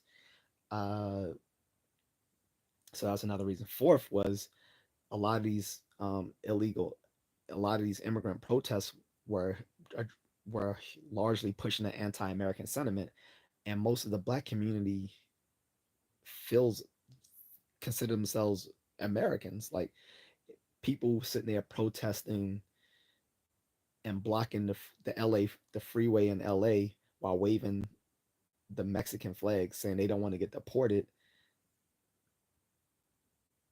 That doesn't make sense. Like, and you're rubbing people the wrong way with your anti-American stance while protesting against deportation of illegal immigrants.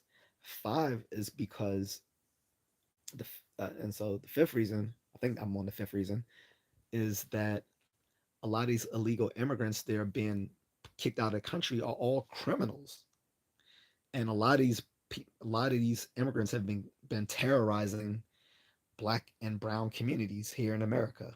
You literally had Trinidad last year strong arming black people in an apartment in Colorado. And what pissed a lot of people off was the mainstream media, which is largely liberal, tried to cover up for it, saying that was just propaganda, that was just conservative propaganda, that was just Republican propaganda. When we were seeing this on CCTV footage, if we're catching something on CCTV footage, that is not propaganda. That is just something that's actually happening. And to tell people that what they're seeing is not what they're seeing is straight out of 1984 Ministry of Information. Like, no, they were doing those things. And we know in places like the DC suburbs and other places, there are huge swaths of MS-13. Anyone who lived in the DC suburbs knows that they are MS-13. Not only that, most people know there's also an MS-15. No one ever talks about that, but there's an MS-15 and an MS-13. Some of y'all don't know that either. The MS-15 is just basically like uh, I guess they're like they're not really rivals to the MS-13. They're sort of like a spin-off group of them, but usually they're just lumped in with MS-13. So most people don't even know they exist. But yeah, these folks have been t- running rampant across the DC suburbs in North Virginia, and North Virginia, Maryland, and DC for like the past 30 years. Like, come on. Like to act like that's not true.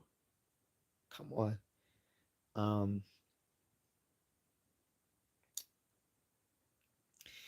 Um, what's the other reasons?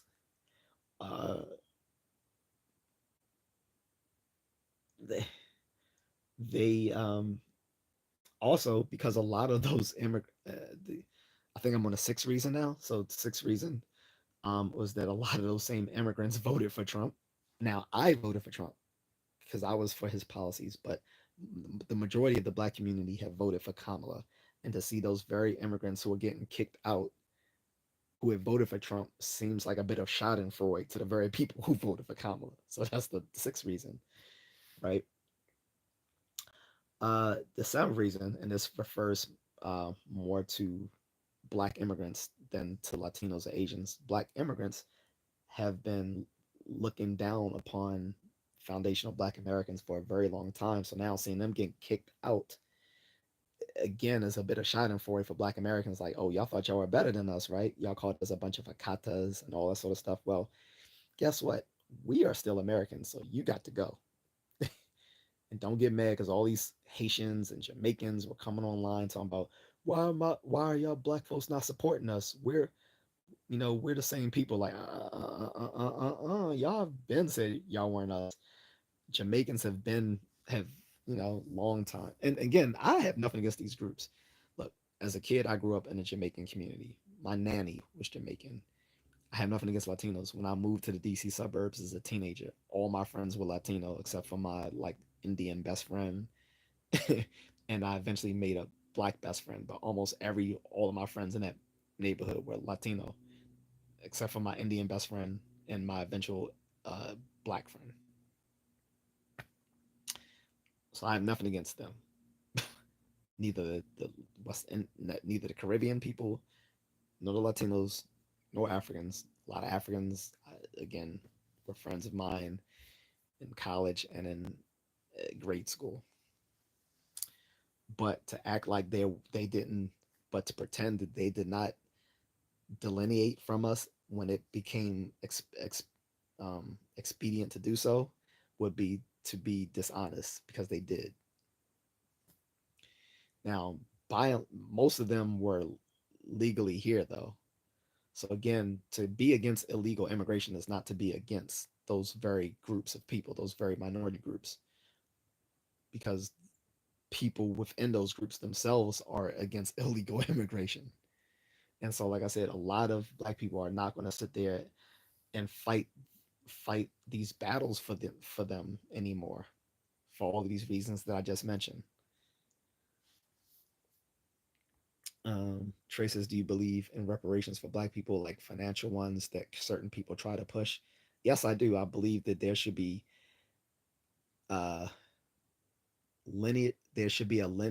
there should be let me say it correctly here. I support cash-based reparations based on lineage of foundational black Americans and only foundational black Americans. This will not be given to people who are not who cannot trace their ancestry to foundational black Americans. Meaning if you are from Jamaica or Haiti or Dominican Republic or Panama, Nigeria, Eritrea, or wherever, you don't get this. You're gonna get that. You have to get that from your own country. I also believe that those reparations should actually start from Africa and not here in America, which is also controversial. Being that they were the initial ones caught,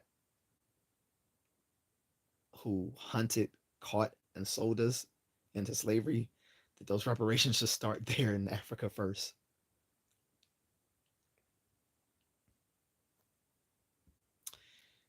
Um, so yes, I do believe in reparations, cash reparations based on lineage, not on race, but on lineage. The lineage of being foundational Black American, meaning people who were brought here in bondage uh, prior to the emancipation of slavery.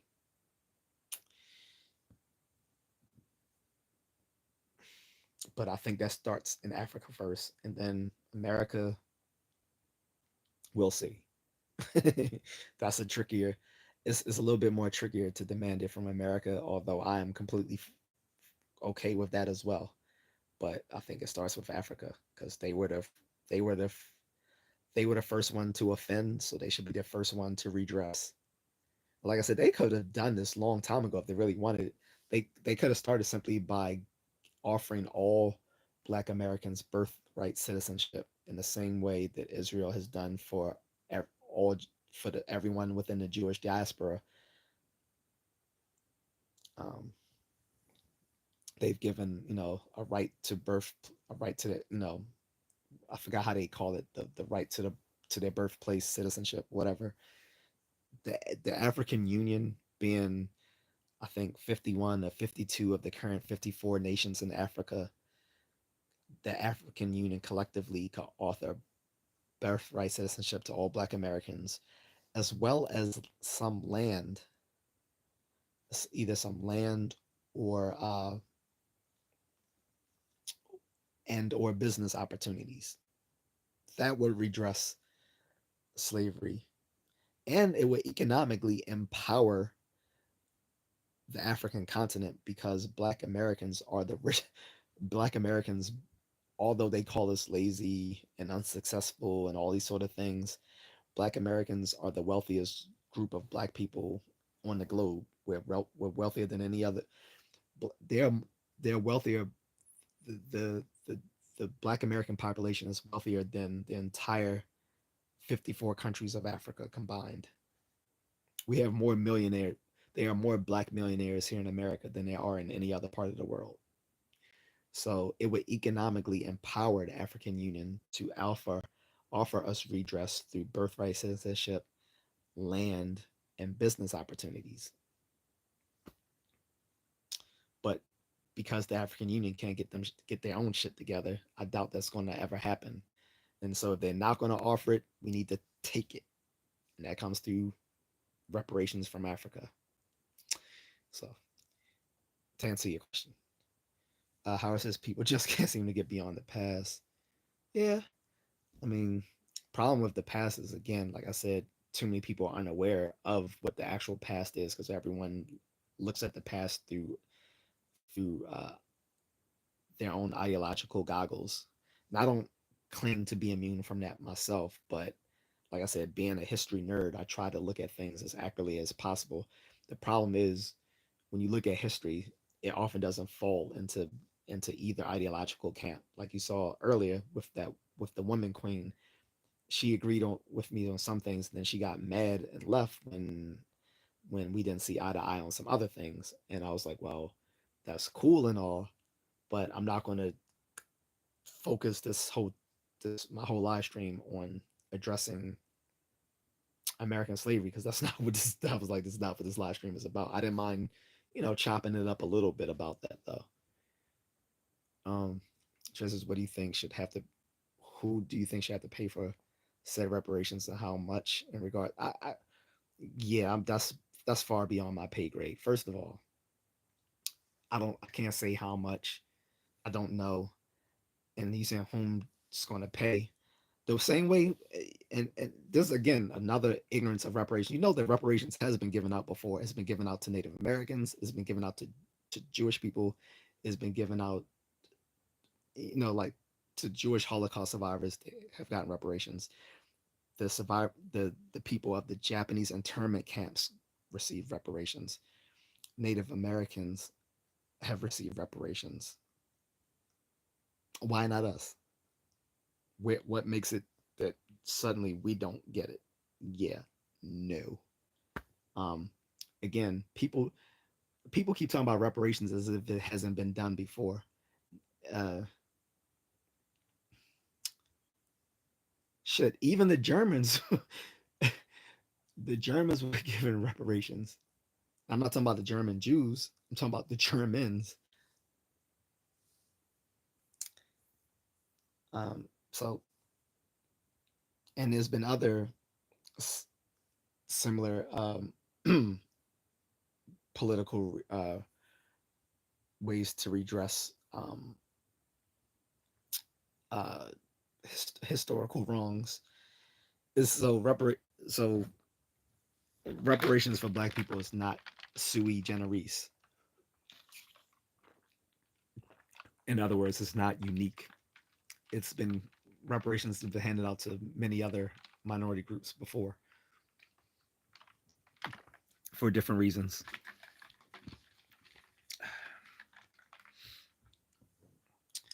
Uh, and you saying who pays for it? The government does. Yes. So you're gonna say, oh well, that's the taxpayers. Yeah. Look, most of the things we have today are off the backs of those slaves. Most of Washington D.C. was created through slaves. Many successful multinational corporations based that formed America, slavery. The railroads, much of the American South, slavery. So yes, it's not. This is not to. It's not to punish. This is not. That's the other problem. People see reparations as a way of punishing. This is not punishment. This is redressing historical wrongs. This is not the. This is not punishing the descendants of those people who profited off of those slaves. It's just to redress the survivors of those victims. Okay. Again, I don't think that starts here in America. I think it starts in Africa because they were the first ones to they were the first ones to commit these wrongs. There was, like I said, Africa was Africa made slavery like a the African continent, particularly in West Africa, made the slave trade a multi-billion-dollar business.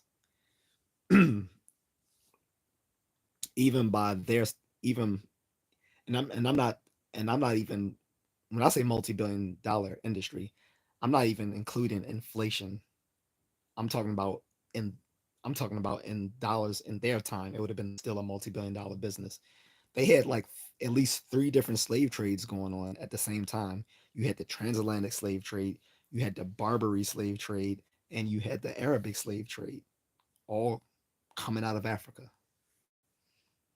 So I think the reparation talk starts with Africa, and then we can address it here in America. But again, I think it starts with talking about a lineage based reparations, meaning won't be race based, it's going to be lineage based. You have to be foundational Black American.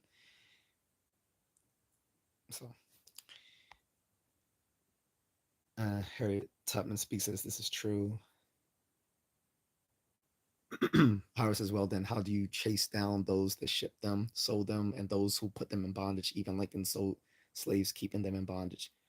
As far as first of all, no, that's not true. Lincoln, as far as I know, did not sell slaves. he he was okay with slavery going on, but he didn't live in a slave owning. He did not live in a state that where you could sell slaves. That's simply not true. On top of that, well, anyway, that's just simply not true. Um, and two, there are very good ways to do so. Those ships had had marked inventory. They kept inventory of their chattel. They paid for it, so they needed to know what they had. They know what they had. Like they had records. The only time they didn't have records is when uh the only time they stopped having records was after 1808 when they were still bringing people here illegally because in 1808 they outlawed the transatlantic slave trade, but they were still bringing people here illegally anyway through, and we know of these ships like the Clotilda. they there's there's right now a documentary on the National Geographic channel that talks about the descendants of the people brought over on the Clotilda. So it's very easy to find these records because, like I said, prior to the outlaw of the transatlantic slave trade, these ships kept their kept uh list of their inventory, which were these people. They knew how many slaves they had and where they came from and where they were taking them. It's not that hard. Pause. Harriet Tubman says it's not the past because of what is still going on. I mean, it is the past, but my problem with it, like I said, Harriet, is that you can't, you can't, you can't move on from the past if you don't know what that past is, right? Now, I was saying it's similar to saying telling people that they need to heal from an illness, but they're unaware of what that illness is. It's like you can't recover from an illness that you're ignorant of what that illness actually is, right? It's like you can't get over the flu if you don't know you have the flu. Like, I mean, you can get over it, of course, through the natural subsiding of the disease. But if you can treat it, you need like in order to treat it, you have to know you have to be aware that you have the flu, right? So similar with the past, you can't move on from the past if you're unaware of what that past is and how it has shaped the present. Trey says right. I was curious as to what that would look like or for Black Americans, specifically not denying the idea or anything. Okay, no problem with that. Harry says Black people have set a tone in America that has caused everyone to come running here right now. Well, again, that's because it was our Black civil rights leaders who fought for the Immigration and Naturalization Act of 1965 for all these non-European immigrants to come here to America in the first place, just for them to um, ironically thumb their noses at the Black people here, not knowing that it was the Black people here who fought for them to be able to come here in the first place. Ours is Lincoln sold his wife slaves rather than free them. Truth. Uh, I don't know. I'm just gonna say, say I'm agnostic to that because I don't know what was his wife name? Abigail, or am I thinking this? No, I'm sorry. I'm thinking of Abigail Adams, the wife of um of President Adams. So I'm getting my first ladies mixed up. But in any case, I don't know. I know that he and his so I know he and his personal in his personal beliefs was against slavery, whereas publicly he was often for it out of out of political expediency. But what whether he sold his wife slaves or not, again, they weren't. He himself did not grow up with slaves. He did not grow up a rich. He was not a rich kid, and his family didn't own slaves, as far as I remember. Um, in any case, the point is that again, to address all the previous comments, one, yes, there is historical documentation of many of these slaves up until 1808 when they outlawed the transatlantic slave trade, but then they still had people bringing them here illegally. The fact that we know they were still bringing them here illegally is because we found out what the names of these ships, like the Clotilda, and now we can trace the descendants of those people who were brought here illegally after 1808 on ships like the Clotilda. And before the transatlantic slave trade was outlawed, it made it even easier because many of those ships kept um, kept lists of of everything they kept on board. including the chattel slaves that they were shipping across um, to the Americas. Now, it's going to be a little bit more difficult because America wasn't always the first stop. Some of them were dropped off in the Caribbean and parts of Latin America before they were dropped off in the U.S. Right? So there's that. But again, I don't want to make the focus of this live stream slavery. The focus of this is immigration, and I think it's a divergence to keep talking about slavery. I'm not going to change my position on reparations just to appease people who aren't black. I'm sorry. If you think I'm going to like, I'm not. No, I believe yes. That's maybe one of the biggest disagreements I have with Timeless Soul. I still believe that there should be some lineage based cash reparations for for for Black Americans because it was given to the people let out of the Japanese internment camps. It was given to the Jewish Holocaust survivors. It was given to many of the federally recognized Native American tribes of North America. So I think we deserve no less. Howard says the facts of history don't always conform to the proper mode that people want it to be. I think that's what you wanted to say, conform. Yeah, like I said, history is messy. And like I said, the problem is people want history to fall into one ideological camp or another, and it really doesn't. History is messy. Like I said, you find out how how messy history is when you look at things like slavery, and you realize there were black people who were slave owners. Not only were there black people who were slave owners, there were black people who fought for the Confederate Army to keep their slaves. And people, that's not something that people want to acknowledge because it doesn't neatly fit our political narratives today. Um, Conversely, well, not conversely, sorry, but then also, like I said, I believe the reparation starts in Africa because they were the first ones to commit this wrongdoing, and they're the first ones who need to address it.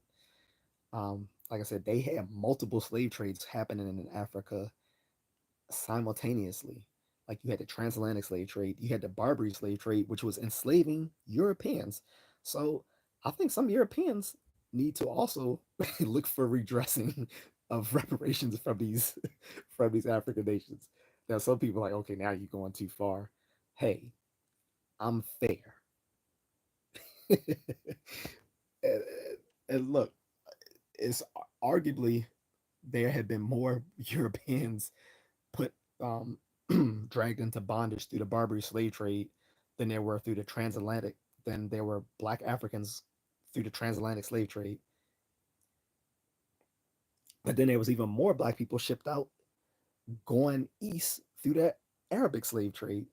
And not only that, the Arabic slave trade went on to extend it all the way into the beginning of the 21st century. Because, like I said, Mauritania was the last country to still allow it legally to happen.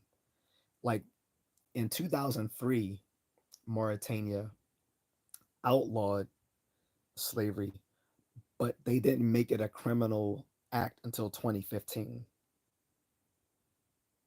2015.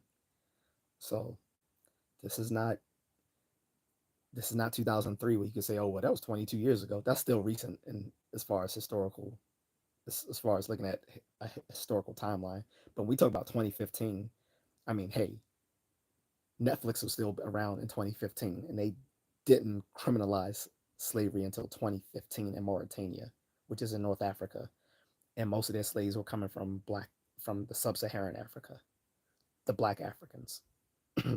And guess who was supplying that? Guess who was supplying those folks with those Black Africans? Other Black Africans. So yeah.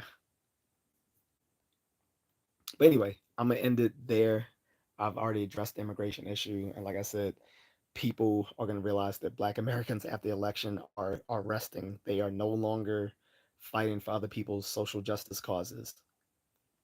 You can't expect Black Americans to show up for your social justice causes when you didn't show up for theirs, right? And you can't display anti-Black racism and still expect those same Black people to support you. So that's where we're at with that. So if people are wondering why you're seeing a lack of concern in the Black community for the immigration protest, this is why. It's not because we're uncaring. It's because we've been here before. And then and here's another reason that I forgot to recap from earlier too, is that um, we warned these minority groups a long time ago of of uh, of systemic racism, and they ignored it because they thought in their efforts to white adjacency that it wouldn't affect them. So all these Middle Eastern people didn't think it would affect them until September 11, 2001. all these Lat- all these Latinos didn't think it would affect them until Trump came into office. It's like, no. Actually, it started before him. It started with Obama. Actually, like he he was the deporter in chief. Like over 3 million illegal immigrants were deported under President Obama's 2 terms. That's still more than Trump. But y'all love Obama, right? um, but yeah, we warned them. They didn't listen to us. On top of that, they displayed the anti-black racism. Um, they voted against the black community's uh, interests, and they expected us to show up for their social justice causes when they didn't show up for ours when we needed them. So that's why you're going to see, and you have been seeing, that a lot of Black Americans aren't showing much concern for these protests. The ones that you see are showing concern are usually either politically motivated, um, or they're just very heart heart. Uh, they have huge hearts, like they're you know. But yeah, the majority of us, no, we don't care anymore. So that's where I'm at with that. Harris has got to rack out. Check you later. Yep, I'm out myself. So guys, take it easy. Thank you.